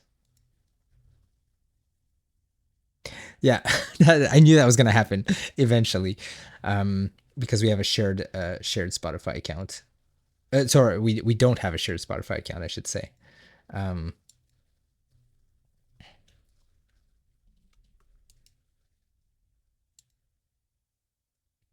I'm gonna switch back to the game music if that's the case. I'll just keep it low in the background. It's not the most thrilling music, and it kind of doesn't match the aesthetic of the stream, but we'll keep it at that. Or what I could do is I could switch to this stream. So at least the game in the corner kind of makes more sense this way. Ness may be a silent protag, but you'll be able to learn of his character in the game based on the narrative and themes Earthbound explores on. And given you're too used to fantasy settings to turn-based RPGs, you'll like the setting of the Earthbound games. Cool. Man, you're doing a great job at selling this game to me. I think so. Even the Earthbound levels, again, if I could judge from that, the levels were always great, and I love the music track that was playing in Smash for those levels. So it would be fun to explore those. But how about modern RPGs? Do you find there are any recent releases that kind of encapsulate all the things that you like about Earthbound?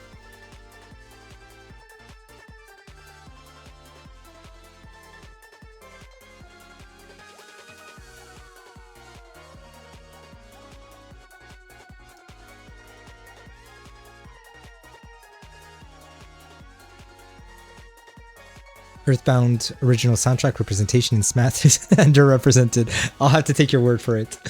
Yeah, I mean, if the sample that I got in Smash is any indication, and I really like it, I can only imagine it being even better in the actual game.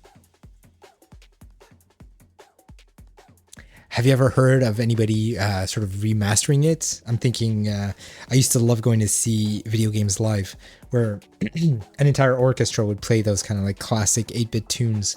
And basically the feeling that we had the first time we heard it, but hearing it with like the power of an orchestra, it's something that I love to experience.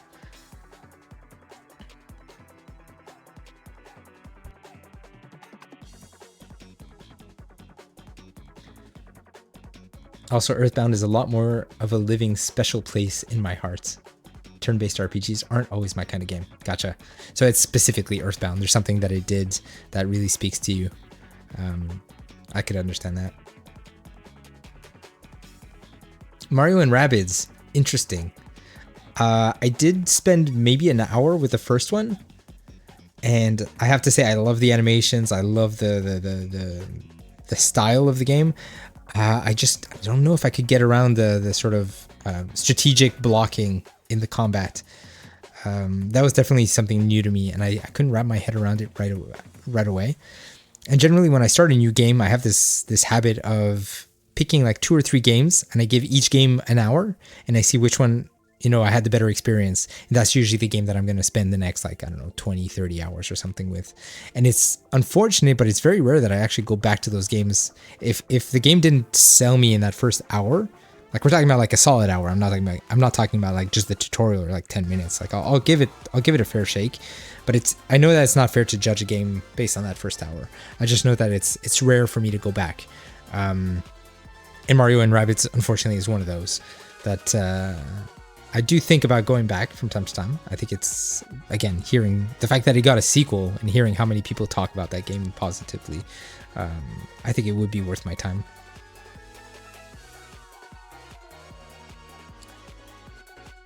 Earthbound doesn't heavily rely strategy like Mario and Rabbids. Okay, cool. Is Chrono Trigger anything similar? Like, I'm just trying to like gauge where does Earthbound fit in terms of RPG styles, because I feel RPG is a pretty broad term.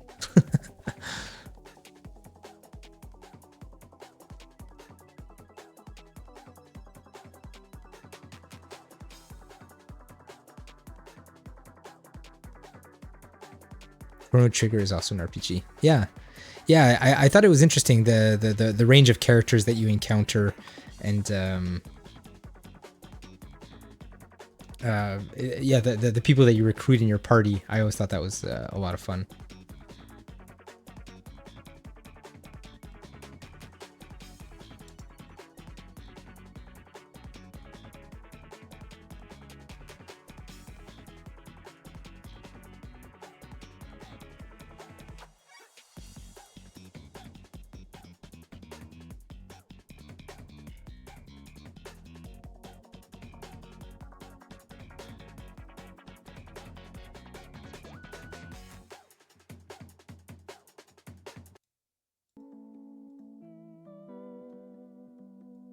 Well, we got actual music now.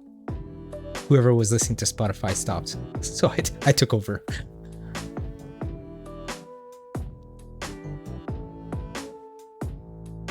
But yeah, Earthbound is easily accessible for you. You have your SNES Classic, and you still have Nintendo Switch Online. You can play the game on Switch. Oh yeah, they have it on Switch, the online service as well. Very cool.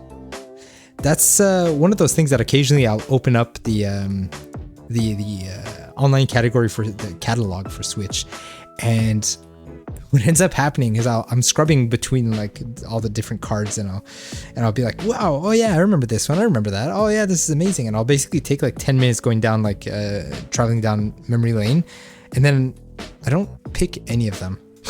I just open the menu to see what's new on there. There's so many classics on there that I would love to revisit, but generally, if I do play one of those games, it's like 10-15 minutes of just get that fix of nostalgia and just be like, oh yeah, I had such a great time with this. But I wouldn't give myself like a full play session. Granted, Twitch would help me do that. I think if there were certain games that I wanted to like dive in and do it with viewers and stuff like that, I think that would definitely encourage me to revisit some of those games.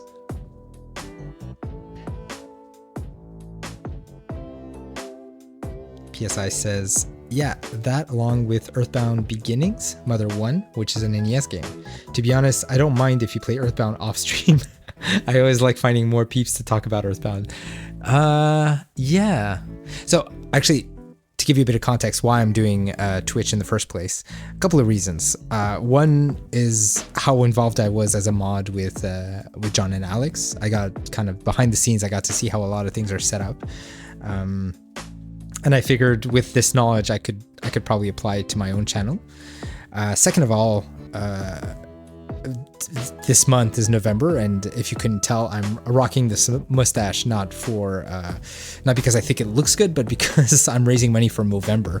So at the end of the month, I'll be doing a Twitch fundraiser stream where I'll try to raise some money for Movember. And the third reason is that I very rarely find time to just sit down and play games anymore. It's almost like a guilty pleasure at this point that when I do sit down to play games, my mind constantly thinks, oh, I should be doing something else. I should be, I don't know, doing personal projects or chores or yeah, spending time with family. Like all those things that I feel I should be doing. This song is too hyper. I'm skipping. Yeah, this is more calm. So I had trouble finding time to just sit down and play games by myself. And so I figured having Twitch as an excuse and where I can actually schedule some time to play a lot of those games that I just simply don't find the time to play. So for all those reasons, I figured it would be it'd be cool to kickstart this Twitch stream. And as you can see, there's a lot of time that was put into these OBS scenes, and yeah, just even the description in the about section and commands and stuff like that. There's a lot that went into it, and I had a lot of fun doing it. I think it's a fun passion project, and seeing how much time John invests on his channel, I know how deep the rabbit hole goes. Every time I find a tutorial, it always leads inevitably to like another 4 or 5 tutorials. And so that's why I keep this little sketch bag. It actually looks like a Game Boy, which is kind of nifty. I think the green screen is probably cutting it out, but ooh, that's kind of funky. It's like fading in and out. Okay, anyways, in this notepad, I'm taking down all my ideas for things that I could add to the Twitch stream. But of course, this is an evolving project. There's always going to be new ideas. The community's gonna let me know what they think. And you're asking if I have a lot in my backlog. You have no idea. Like in games that I actually already own. I'm a huge fan of physical medium, but my Steam catalog on PC is actually quite big as well. I'm a sucker for the Steam summer sales and things like that. I can't resist buying games that have always been on the back of my mind, but when they go to like $5 or something, I can't help myself but just add it to my catalog. But yeah, if you go on the About page on Twitch, you'll see there's a widget for rank 1. Actually, I'm going to type the command. I want to see if it works. If I do ! backlog, it links to rank 1. And then over there, I have basically a backlog roughly in the order of games that I would want to, like in order of priority of the games that I would want to play on stream.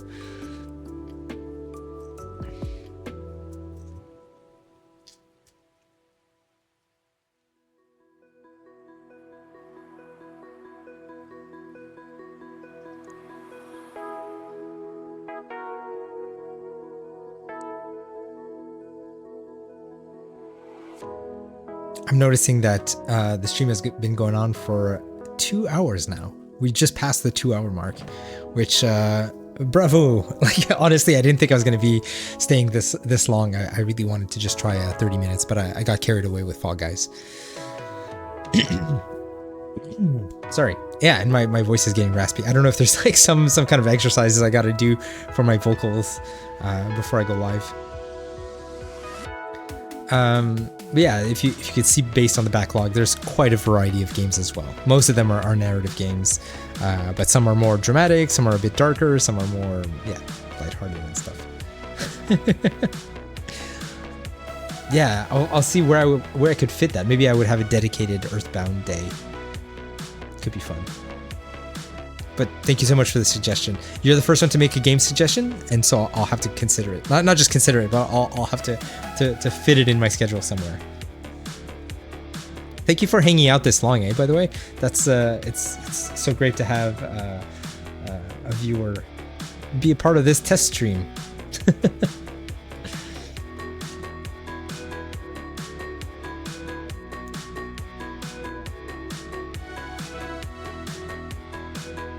So I'm also writing down Undertale was the other one that you mentioned.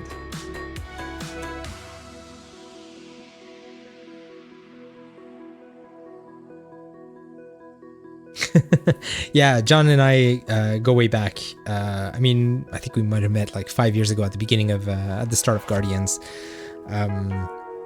Getting to work on set was one of the greatest things I got to experience on that project. And we hit it off right away because we're the same age, and so our backstory, like our history with video games, is very, very similar. And when he started talking about starting up his Twitch channel, to just before Guardians was even first publicly announced, he started building his channel, and that's why he often mentions that I was one of the first ones there, because we had been talking a lot about it during breaks on set and stuff like that. And so he had all these ideas cooking in his head, and I was just bouncing ideas around. Even though I had never built my own channel, I knew very little about Twitch, but we kind of built this idea together. And I've been a mod with him since he started, and helping him set up his Discord as well. And it's been a really, really fun ride. And Yeah, and like I was mentioning, the idea of having the Rough Cut as a community, not just of viewers but also of streamers, and we also have the community events, which are always fun. It's a chance for us to hear one another and not just see each other in chat. So that's also amazing. Streaming Mario Kart is definitely a good one. I would love to stream Mario Kart. I don't know which capacity. Would it be with people? Would it be solo? Would it be streaming Smash? I would love to stream Smash as well. I was mentioning that I'm not as good as my brothers, and I don't know if I would have people from chat or from the Rough Cut community coming in and playing Smash with me. All of that we'll experiment. I could even make it eventually if I reach affiliate. I could make it a goal to put it as a channel point that when somebody redeems, I don't know, 10,000 or 20,000 channel points. I'm just spitballing. But we basically interrupt the stream, stop what we're doing, boot up a match of Smash or Mario Kart. We basically let the player, let the viewer make their choice. That would be a lot of fun. That's the first time I think about that. I was trying to come up with like original channel redeems, channel point redeems. Would be a lot of fun. I don't know what you think about it. Would that be cool? Yeah, no, I would definitely not play competitive. I play just for the shits and giggles. Just of like, show me your... oh, dude, I'm going to call it show me your moves. You know, like Captain Falcon says, show me your moves. And you basically have that as the redeem. If I could even find the sound bite, dude, that could work. That could work. I like it. So basically when somebody redeems it, you hear the voice, show me your moves. And it's like, all right, I guess we got to stop the stream. It's a bit like the mega hydrates that John does. That would mean that I would always have to have my Switch on standby with either Mario Kart or Smash, basically ready to go. Sorry, I missed the last couple of messages. You said it shouldn't be an issue, but Smash on stream is a lot more popular in the competitive side, right?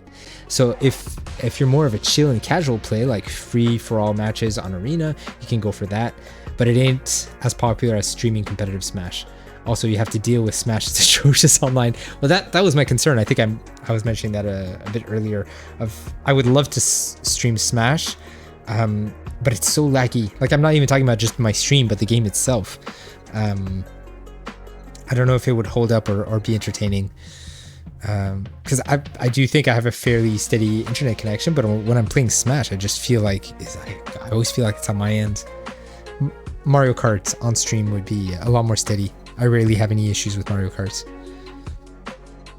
It's a good point.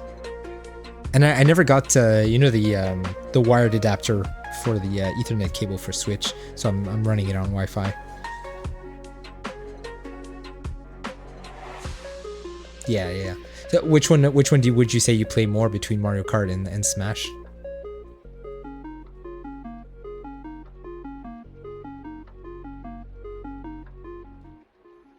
It's definitely different vibes though between those two games.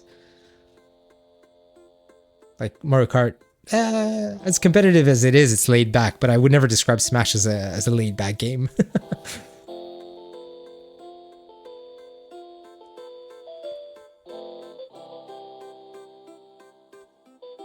I forgot to display the Spotify window here.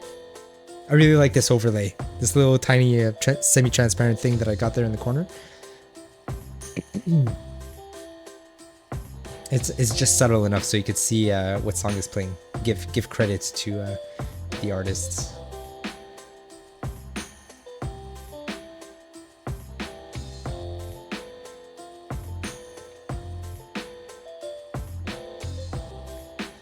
PSI says, I even used to be a Smash streamer, but now I find myself more of a variety streamer. My tolerance for Smash Online was ruined. Yeah, it's definitely hit or miss. I've had some pretty crappy evenings trying to play online, and I do like the private arenas where you have friends, even if you're like a big group of like 6 players, and 2 are basically on the benches while the other 4 play. I really like that, and I find it's a lot more steady when you play with people that you know versus randoms. It doesn't help that the player base wasn't exactly the best, particularly online. Yeah, Yeah, you could definitely find those griefers or the ones who spam the same moves over and over. That's no fun.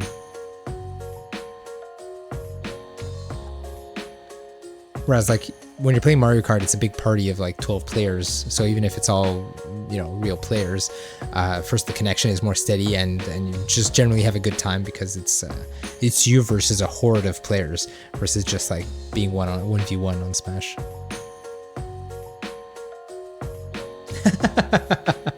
Mario Party. Yeah, that would make for a fun stream. I've definitely played a lot of the last one. I think it's Mario Party Superstars. I've played a lot of that with friends, but I never purchased the game myself. I was always playing at a friend's house. And couch co-op Mario Party. Well, it's not co-op, but yeah, I suppose it's co-op. I don't know what you call that. But yeah, playing together, local multiplayer. That's the term I was looking for. Playing that is definitely a fun experience. I don't know how Mario Party. Yeah, you could play Mario Party online too.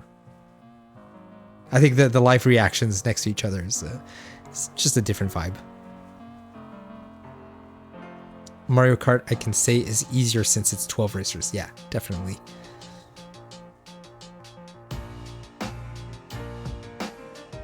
Speaking of Mario Kart, what you think of the last DLC wave? I haven't actually experienced it. I just happened to stumble on another streamer who was playing the new levels. I didn't even realize that they were out. I saw the trailer and they looked amazing. The last characters as well. I think, like you're asking if it's like sending off Mario Kart with a bang. There's been so much DLC for it, and I like who would have expected this much? When they first announced like 48 new stages, it's wild. 8 waves, I think, right? 8 waves. Does that make sense? 6 waves of 8 courses. Something like that. Yeah, exactly. Yeah, it's pretty wild. And my daughter's super into it. My daughter's 8 years old, and she loves Mario Kart. And every time there's like a new wave that comes out, it's in like an event. So definitely this weekend, I think we're gonna be playing a lot of that. Oh yeah, I got the season pass after the first wave was announced. I just, the dollar to value ratio that you get for the amount of content it's insane. And like I don't have that higher tier of Nintendo Online subscription for the N64 games because it includes all of the Mario Kart DLC. But as soon as you switch tiers of subscription, you lose that DLC, which I find a bit ridiculous. So I figured I might as well just, I think it was like $20 for the season pass. Yeah. Have you tried it? You tried the new levels, the new characters?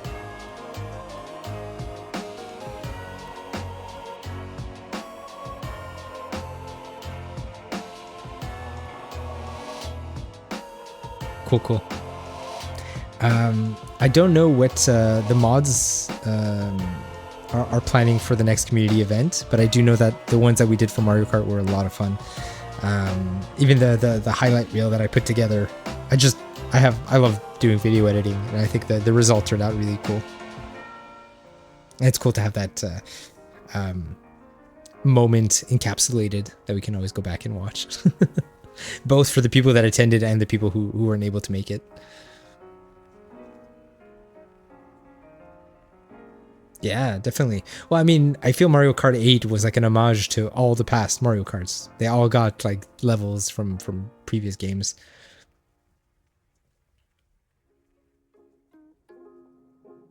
I think was it Double Dash that got like a pretty bad shake? Like, I think it's the one where you basically swap the front and back player. It was an interesting mechanic. You know how Nintendo's always experimenting with stuff. And Mario Kart Tour actually got a lot of attention too. The mobile one. A lot of those levels. Actually, I think all the levels, if I'm not mistaken, made it into Mario Kart 8.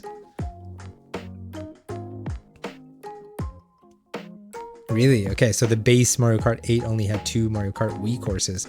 So they rectified that with all the DLC. Yeah, I mean, I don't know if you've ever seen the monthly, I think they used to be called NPDs. They've changed the name recently, but it's the ranking of all like games sold, but it's only physical games. And Mario Kart was like in the top 10. I don't know how many years later. I'd have to look up like what was the year that Mario Kart 8 came out. But it's wild that it was still selling as well as it did. The DLC definitely added longevity to it.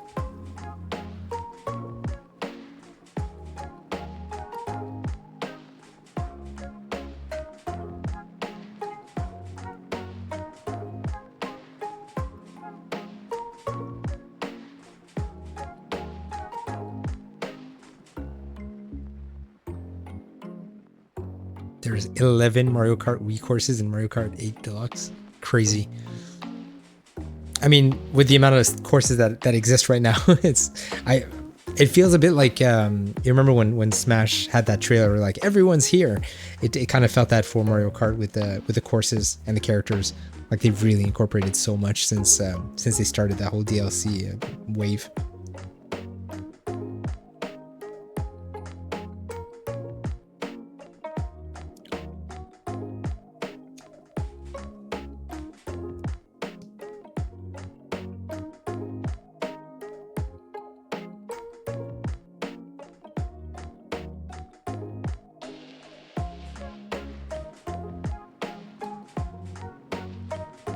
I think the next Mario Kart should focus on remastering all of the previous Mario Kart courses from Super Mario Kart and Mario Kart Tour. Honestly, I have no idea where you take it from here. I think Smash has the same problem. They went so big with the last two titles, but it's inevitable. There has to be another one, right? So if you're tasked to make a continuation to Smash or Mario Kart, where do you go from it? Generally, if you look at like fighting games, if you're looking at Street Fighter, for example, they generally reel it back. You know, basically make it small scale, very few characters, super high detailed, and that basically sets the bar for everything that comes after. So it's like you could call it a reboot, and yeah, basically boiling it back to the originals.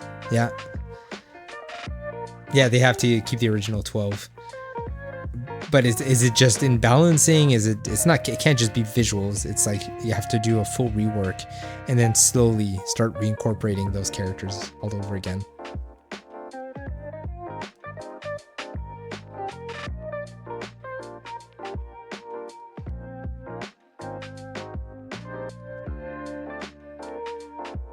And it's interesting because, you know, there's always new generations of players.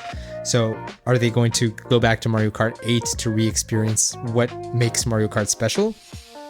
Or will they basically just jump into Mario Kart 9 and that's their first experience? Because Nintendo has to develop with that in mind. They have to figure, oh, some players might actually not go back through the entire history. This might be their first one. So making it like a reintroduction to the franchise. That's a big challenge. Same for Smash. And it's funny that tournaments, I believe Melee is still the one that's like the preferred one for tournaments. Smash Ultimate is looking to be outdated with the latest fighting games like SF6, Tekken 8, Mortal Kombat 1. Yeah, I mean, Nintendo's always found a way to make itself niche in comparison to other competitors, right? Like it just feels completely different. And even if you try to play those other brawlers like Multiverses or Nickelodeon All-Star Brawl, I believe it's called, it doesn't feel quite right. I mean, that's just like the muscle memory and like the characters that we've grown accustomed to. I'm sure somebody who dedicated as much time to those games would eventually find a way to recalibrate the way they play. But like everything, when you're trying to get into a new franchise, there's such a upfront investment that for me personally, I don't always have the time to do that. Yeah, Melee.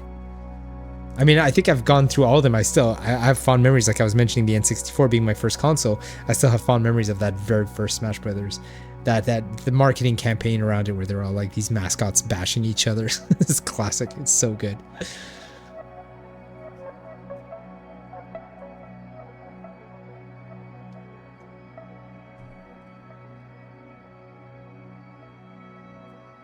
I remember when I think the weirdest Smash Brothers was the one for 3DS because they came out at the same time as Wii U, and they had different characters in different stages. So if you wanted the full Smash experience, you almost had to like buy both.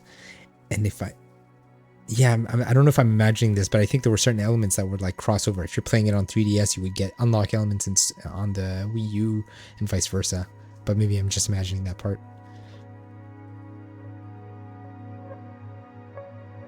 And they had the same character roster. Okay, so maybe it was just the stages then. But I remember for you to be able to like make them out on those tiny like 3DS screens, um, they had like the outlines to kind of like make them cell shaded so you could tell them apart. I just felt the 3DS just didn't lend very well to Smash. The controllers were, the controls are all kind of like cramped together. So 3DS and Wii U are considered Smash 4. Interesting. So they do consider them like one entity instead of like separating them. Oh, and I do think, I said they came out at the same time, but I do think the 3DS came out just maybe like a month before the Wii U, just to tide people over. Yeah. Cool. Interesting difference there.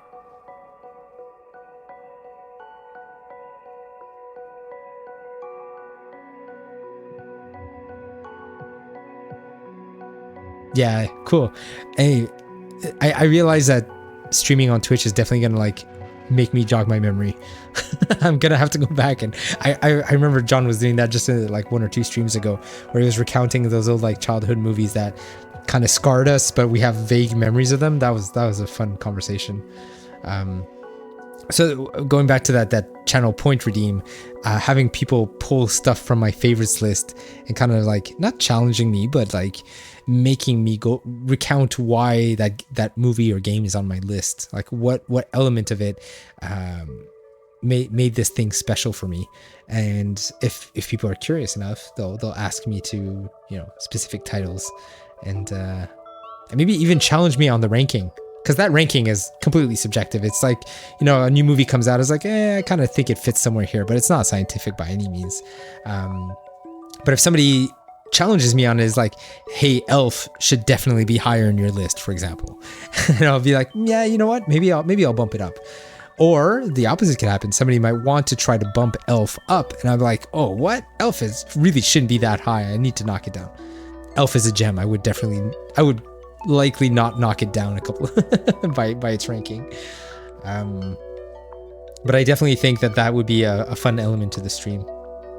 Shuffling things around, recounting why those things are on the list. And then maybe we'll actually like test my early onset Alzheimer's to like figure out like, why is that on the list? I don't even remember watching that. Do I just dislike Ness because of PK Fire?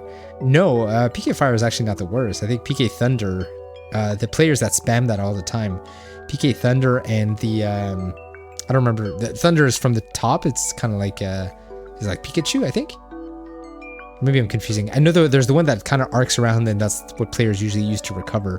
I definitely know that I find him more annoying for me to play than for me to face against. I could never wrap my head around that mechanic of like the recovery. His jump is so low, and you have to rely on the Thunder to send yourself back. Yeah. I don't know. It's a bit like the characters from Animal Crossing. When you've when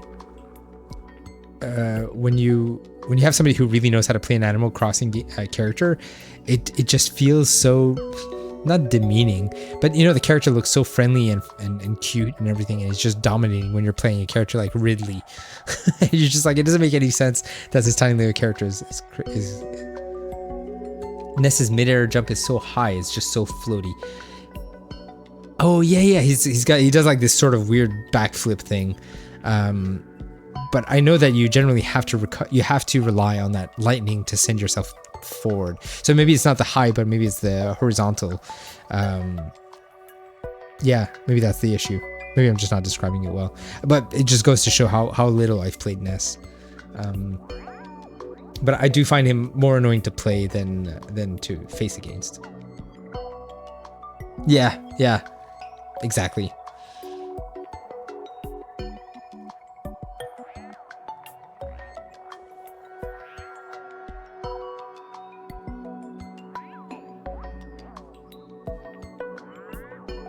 I'll get there eventually. I mean, to playing Earthbound. That's just where my mind went. Once you get used to it, it's not even going to be annoying anymore. But that's the thing, is the learning curve, is the amount of time you have to invest on this one character. To no surprise, I do think that Simon Belmont is my default character. Since Ultimate, of course. It was a kind of a running joke my brother had at the very beginning when he was announced as a playable character. He just because of my name, he's like, you got to main Simon.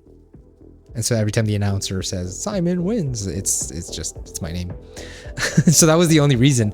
But I went all in on that character. Like, I just invested way too much time on that one character.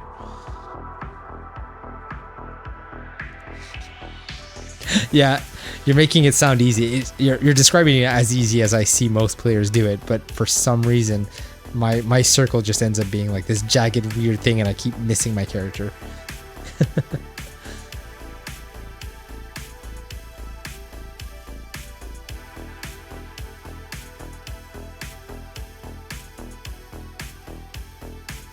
You're actually giving me the feeling of like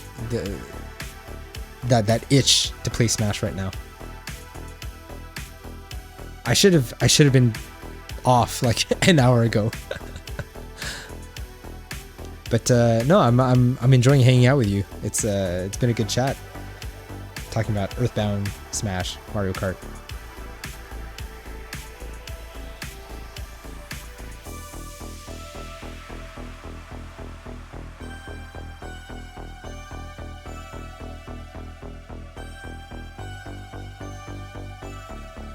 I'm trying to see. I know everything is set up for me to like play Smash, so I'm tempted to do it.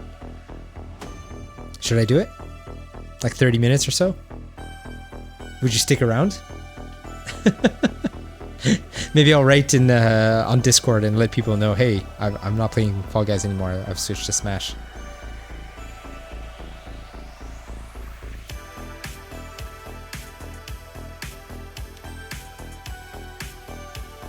Do I want to play Smash? Yeah, I always want to play Smash. But I think that's going back to what I was talking about. Oh yeah, try the connection. Good point. Good point. I just think that Twitch is naturally going to do that for me. Like, it's not peer pressure. Well, maybe it's a bit of peer pressure. The idea of like, I kind of want to play this game. You know what? Yeah, okay, let's just play that game. And it's rediscovering this hobby that I've kind of pushed aside, and basically enjoying games without necessarily having the guilt of it. Because just playing games by myself, it always comes with a side of guilt. Always feeling like I should be doing something else. You know what? I'm gonna do it. Give me a couple of minutes. I'm gonna switch to the be right back screen, and I'm gonna get everything set up.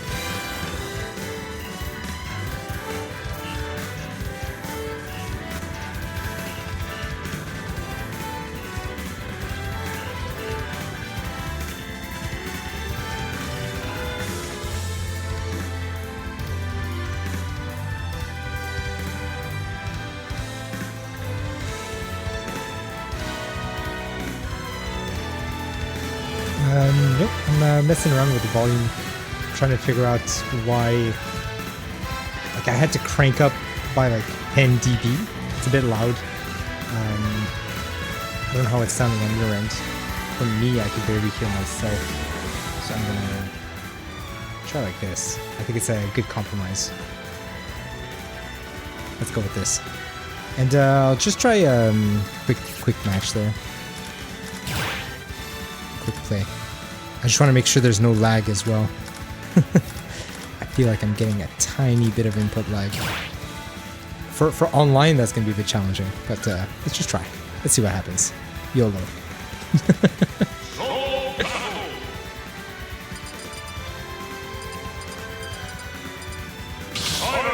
Oh yeah, I didn't change the title.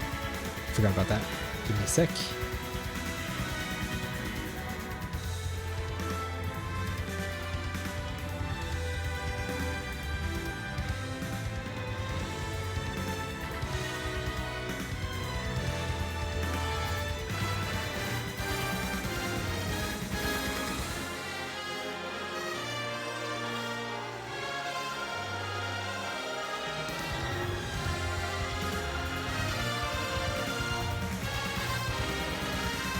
To answer your question, no, I'm not on LAN. I'm using Wi-Fi right now, so this is far from ideal.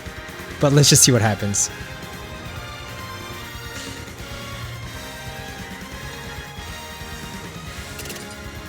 Oops.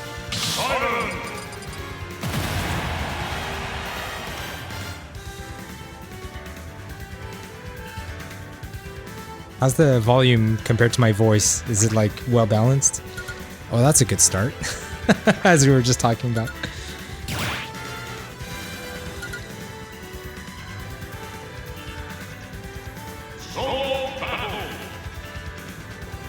Oh yeah. Okay, I didn't realize you were setting up as well on your end.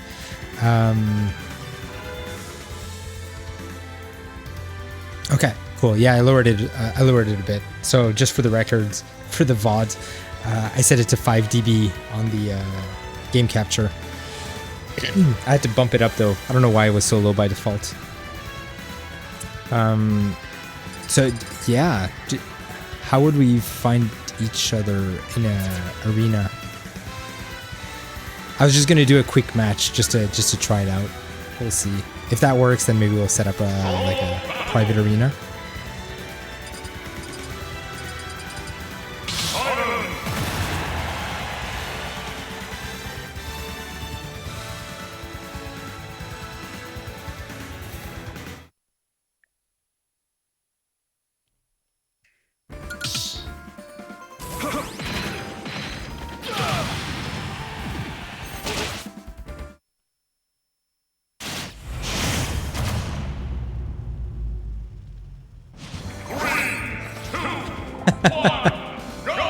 It's so funny. We were just talking about these characters.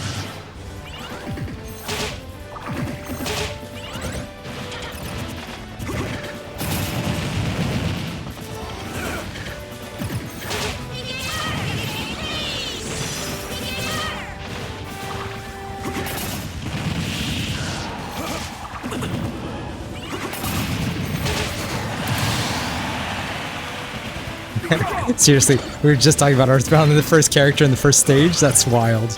That's not a coincidence.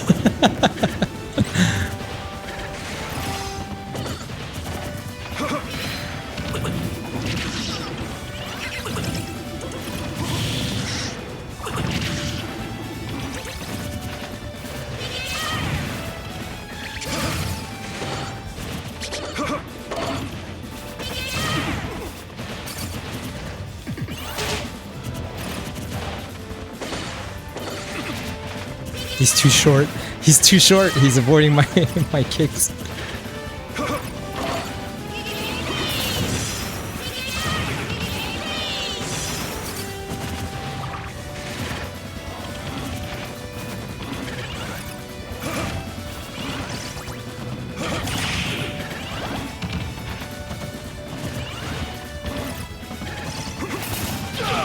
Ah, that was close.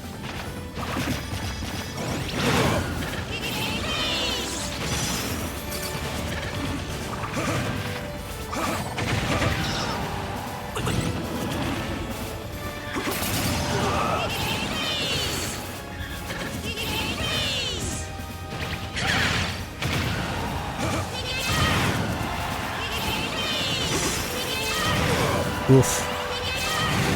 Yeah, well done, well done.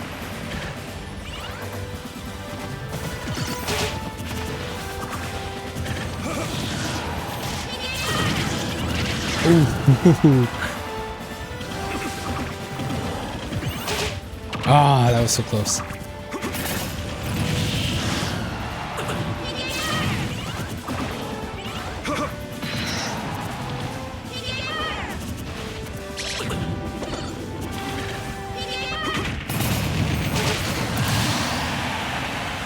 Ah, I see. I didn't realize that they're any energy based.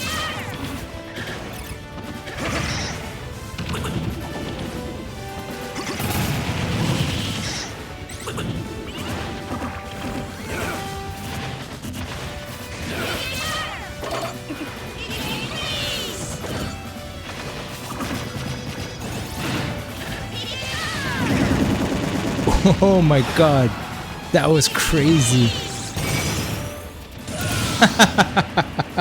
Wow, I'm not even mad. That was really nice.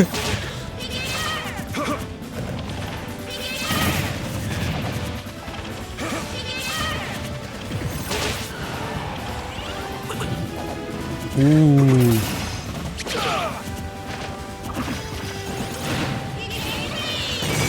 Oh shit, oh shit. No! Wow. Oh my god, I can't believe you got me on that last round. That last life. Holy crap. Well then.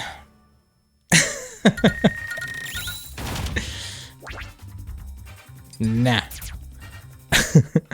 Oh yeah, you want to do a private lobby and you just whisper me the code? I think that's kind of the idea that you had, right? Whoops, that's not what I wanted. I'm so confused by the A and B, the swap on the Switch.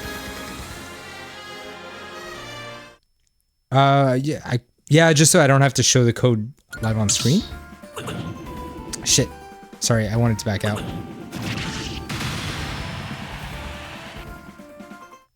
Okay. Yeah, I don't mind hosting. Sorry, I'll just finish this one. I meant to back out. I don't know if I can hide the code and just whisper it to whoever wants to join in. But yeah, that's definitely something worth experimenting with.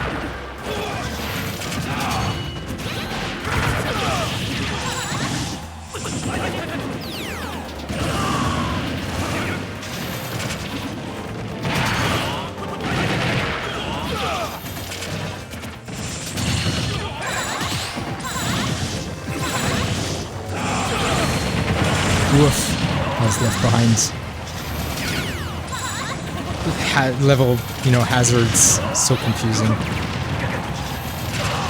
I so rarely play with level hazards.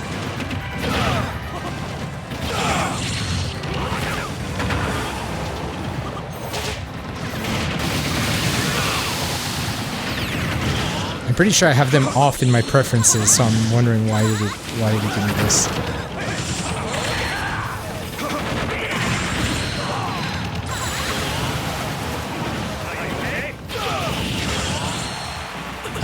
Yeah, I guess it's competitive rule sets, but I don't play competitively, if that makes any sense.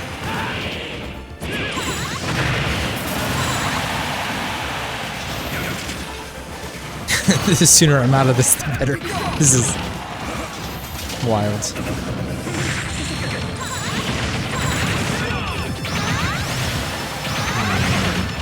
then we gotta get up.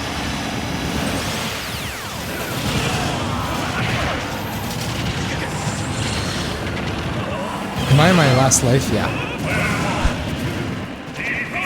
Yeah, I usually play no items.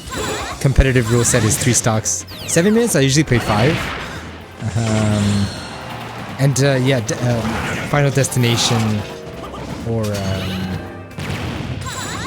I'm drawing a blank. The name of the 3-tier one.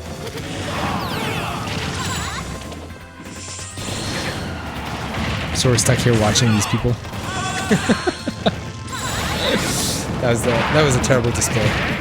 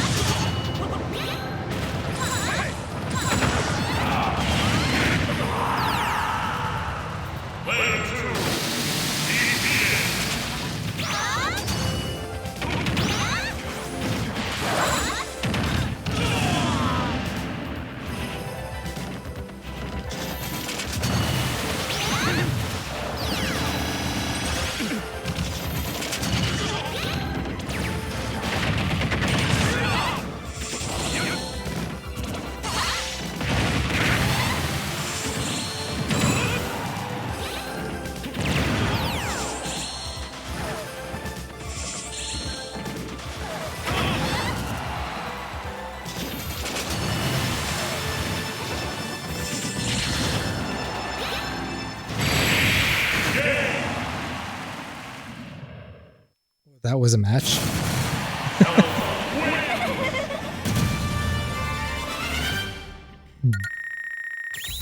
Good job, Wyatt. That dropped my ranking.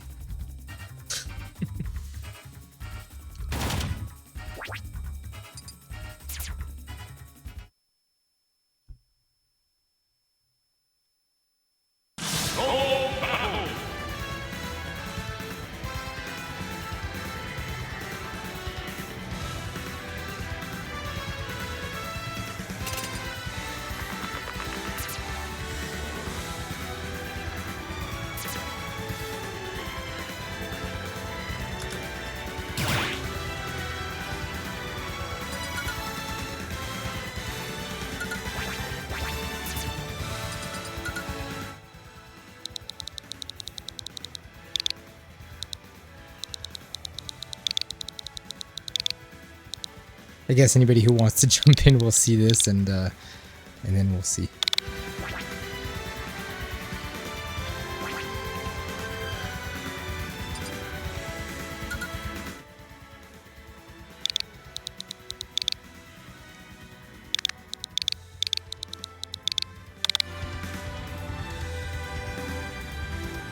All right, I am in.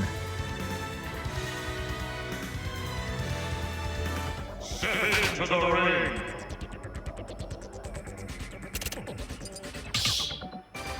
Thanks for hosting the arena.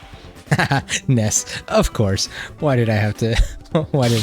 I should have expected that.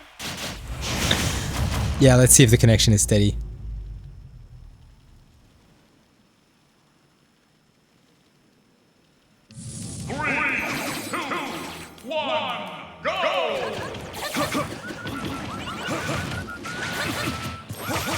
Oh boy. Okay. Terrible start.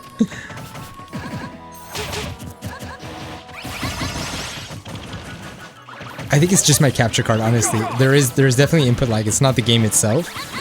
I feel like, I don't know how it's looking on your end, but I feel like I'm getting, I don't know, 20 frames per second.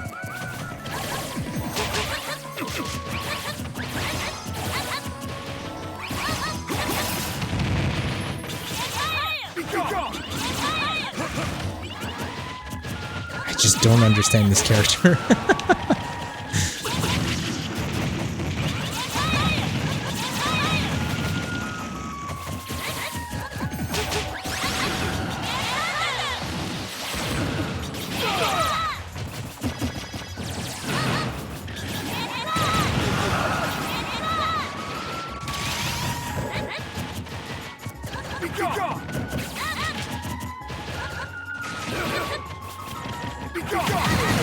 Whoa, that was your yo-yo?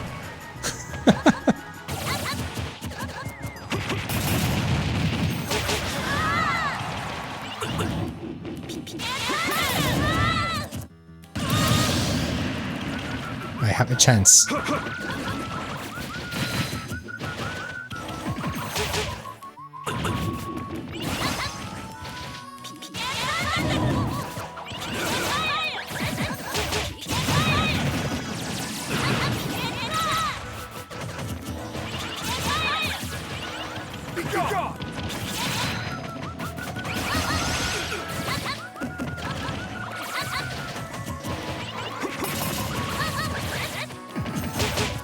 Ooh.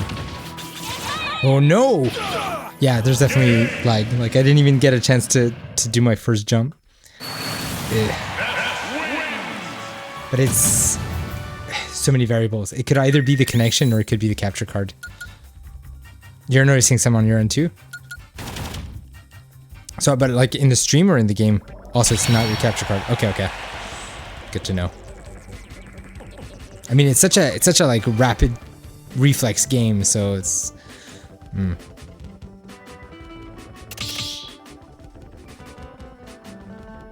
Try another.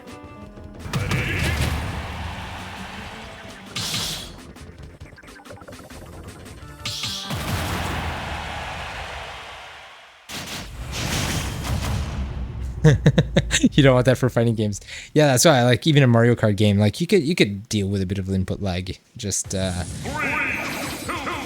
1, go!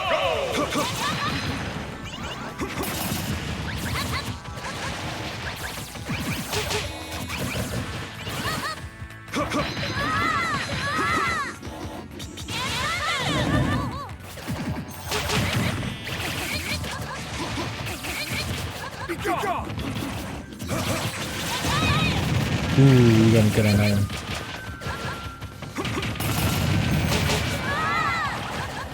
Fire to fire. Oh, what? I was going the wrong way. Oh my god. I should use my chain instead.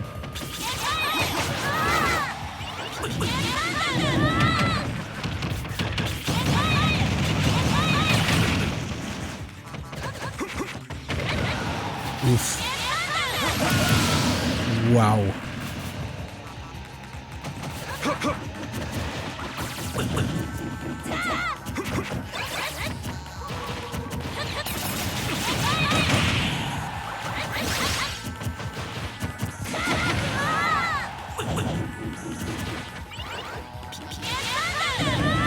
You still managed to recover from that. What?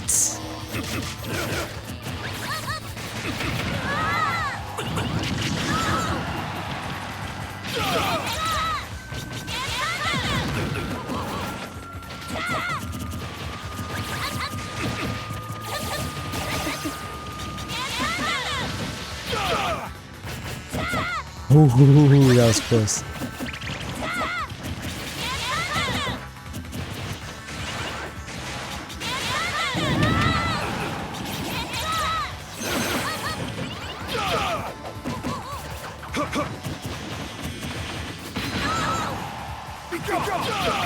Oh, how?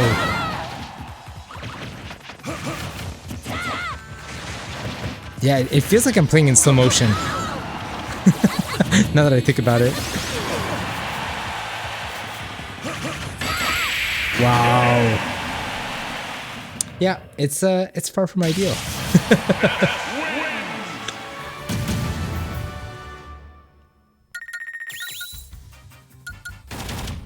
You 3-stocked me. Wow, didn't even have a chance.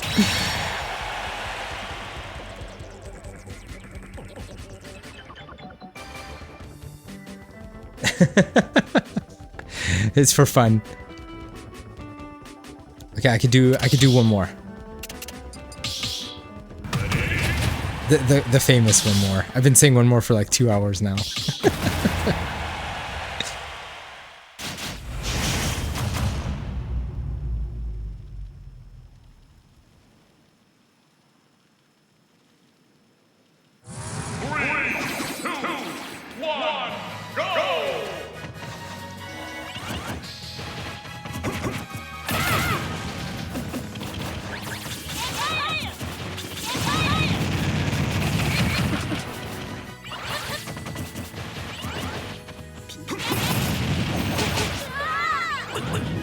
Ooh.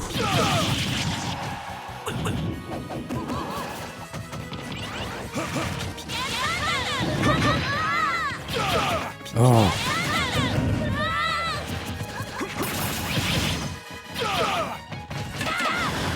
Woof.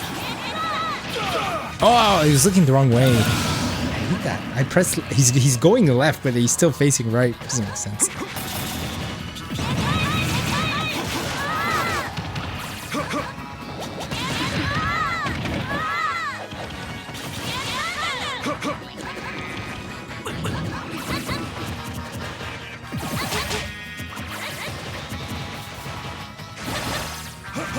I did that move like 2 seconds ago. And he's still... Okay.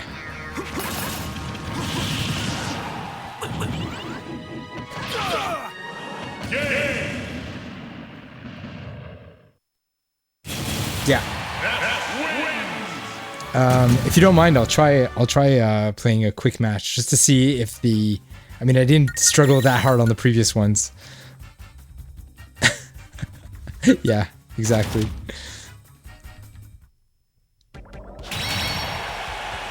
No offense to your playstyle, I just think the lag is unplayable. Yeah, yeah, I am.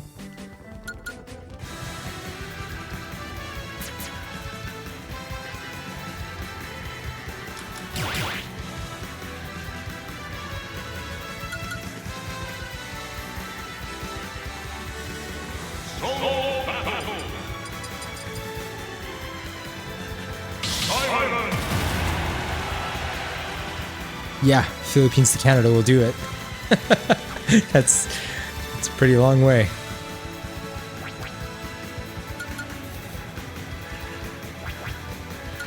But like you were mentioning, I'm also not on LAN. I'm playing across Wi-Fi.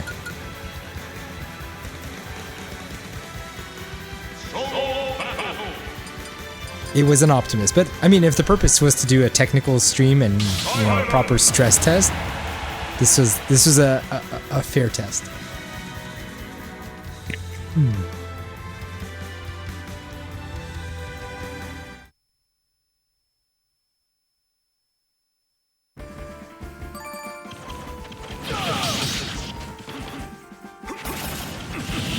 Yeah, already I'm noticing a huge difference. Well, I mean, that's just the test. It's the loading screen. It's not a fair comparison.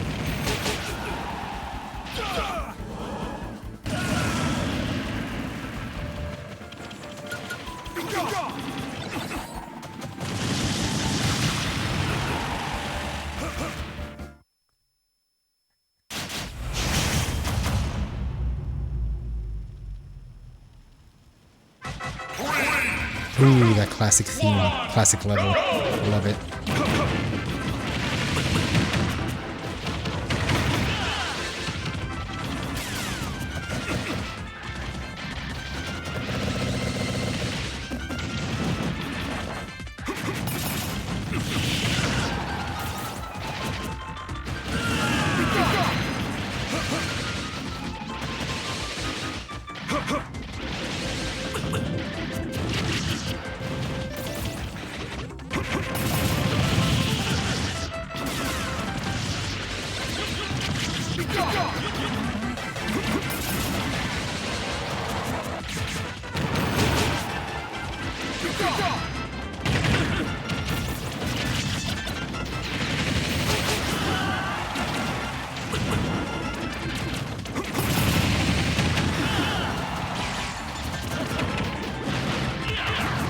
Oh no! Oh, that was terrible.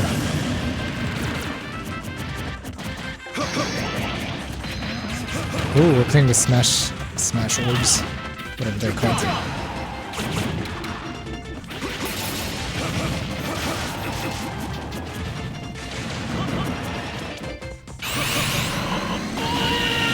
Oh, I was standing right there. No, that's not enough. Awful. Oh, we're not even playing the stocks, I just noticed. What the heck? What's going on with the preferences?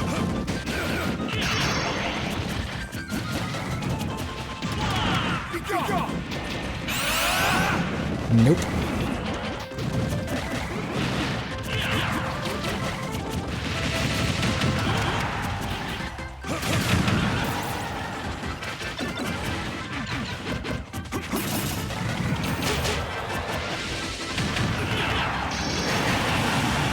Oh, he just got it and he lost it.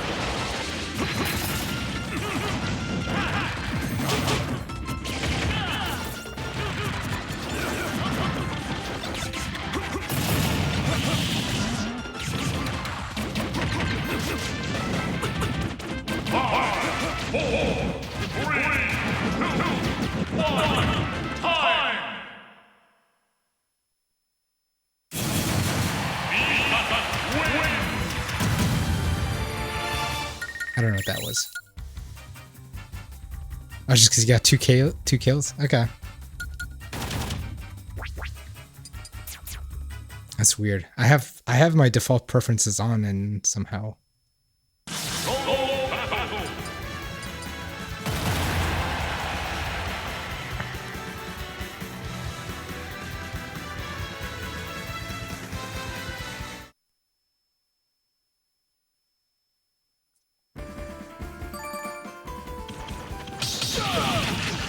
Wow, okay, so I passed 3 hours. This is supposed to be a half-hour stream. So as a first experience, I'd say it was pretty successful. This will definitely have to be the last one, and I will bid everyone farewell after that.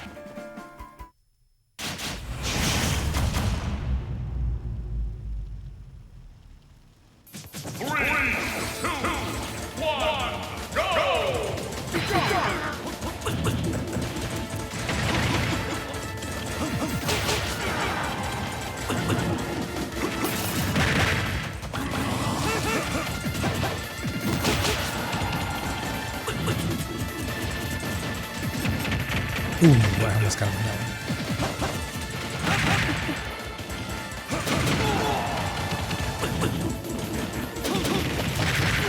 Oh boy.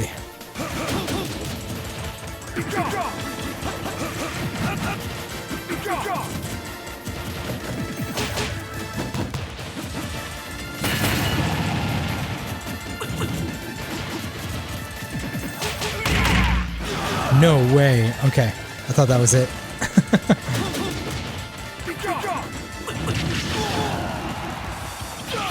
Oh, how?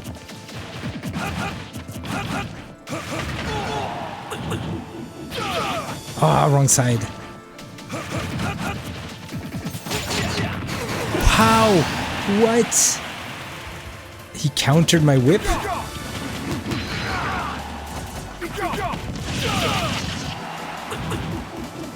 Oh, how?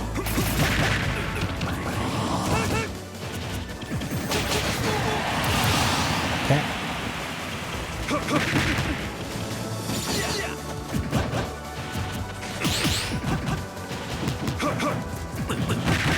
Oh, shit. Oh my god, I walked right into that one. Okay, not even mad. That was good.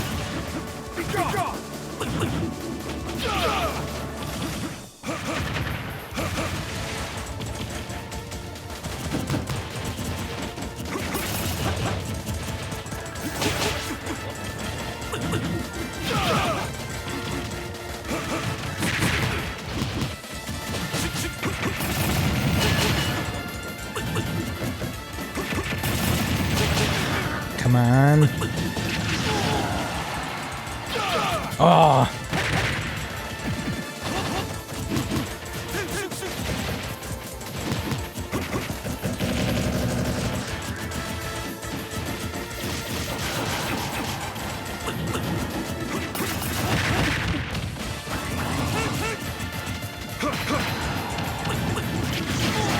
Oof.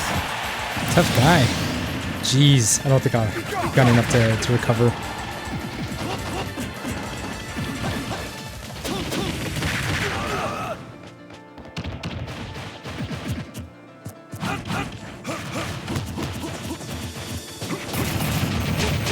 Oh, he was too high.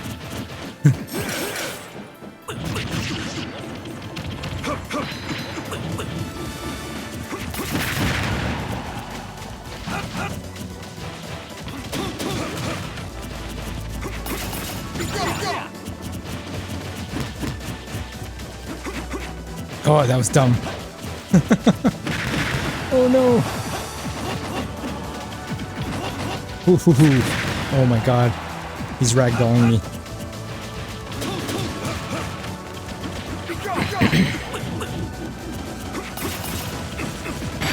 Oh yeah. Dang. That was a good match. I like that one.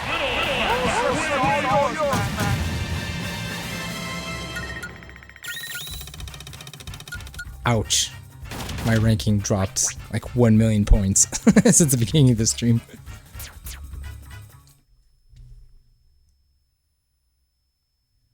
Solo battle.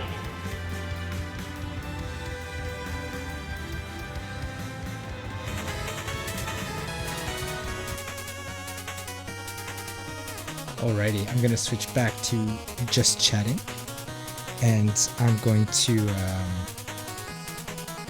It's easier since it's 12 man. 12 what? Oh, Heaven Spike Gaming, hello! Welcome to the channel. Thanks for stopping by. So, to give you a bit of context, today was just a test stream.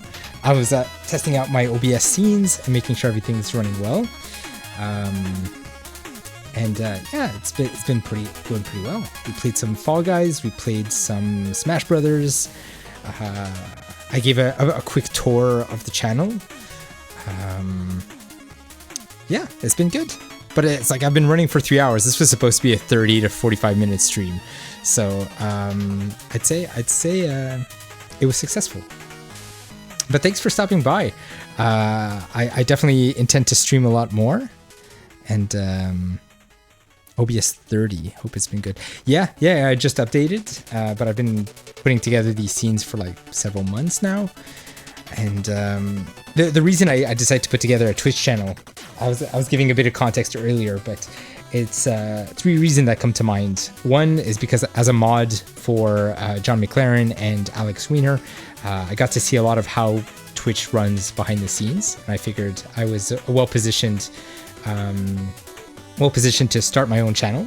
Second reason is that I'm doing a Movember fundraiser at the end of the month, so I wanted to make sure that I'm up and running.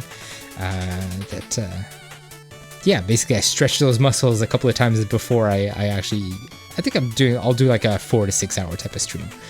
And then the third reason is that I find very little time to play games on my own, and it always comes with a side of guilt, feeling like I should be doing something else, and doing it on Twitch with a community and having people watching and encouraging me to play certain games and to go through my backlog will definitely help. So this is just the beginning. This is, I didn't even make any grand announcement for this. I just wrote to a couple of close friends to drop by. But eventually I'll start posting to social. I'll, generate some clips and, on my way to start as a Twitch streamer. So it's been a fun stream. 3 hours later. Oh, thank you. No, mod of the year. Well, I mean, I don't attend all of his streams, but I definitely helped him get started, and we bounced a lot of ideas around at the very beginning, even setting up his Discord, and he's been somebody that I can always bounce ideas off. So it's cool to finally be doing my own thing. And John's been encouraging people from the community to stream as well, rather than just being viewers and members during the community events and stuff like that. But yeah, thank you PSI for sticking around for so long and for telling me everything I didn't know about Earthbound and RPGs and stuff like that. It's definitely a world that's foreign to me, and I'm open to experimenting and trying some of those things. What else can I say? It's been a fun time. If you go to the definitely. PSI says, I'm just passionate about something I love. It's cool to share it. And have people be reciprocate that love. And hopefully with this channel I'll be able to share some of the things that I'm most passionate about. That's Dead Space. Don't know if I'll be able to tolerate that on stream. I'm not on John's level yet. He's I'm shocked for somebody who says he doesn't like horror games. He's been playing a lot lately. Thanks Heaven Spike for that comment about the TMNT unboxing video. That was a lot of fun. I've been experimenting with different personal projects and things that I've had on the back of my mind for a long time. Video editing is definitely one of those hobbies that I love pouring time into.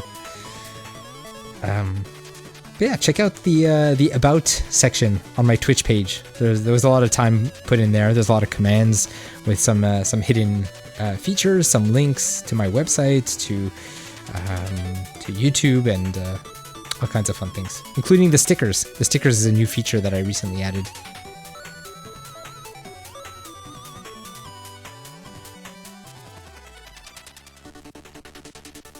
Cool. Anyways, I'm not going to overstay my welcome, especially that this was a first test stream. But thank you for stopping by. Thanks for hanging out. And I definitely hope to see you more in the future.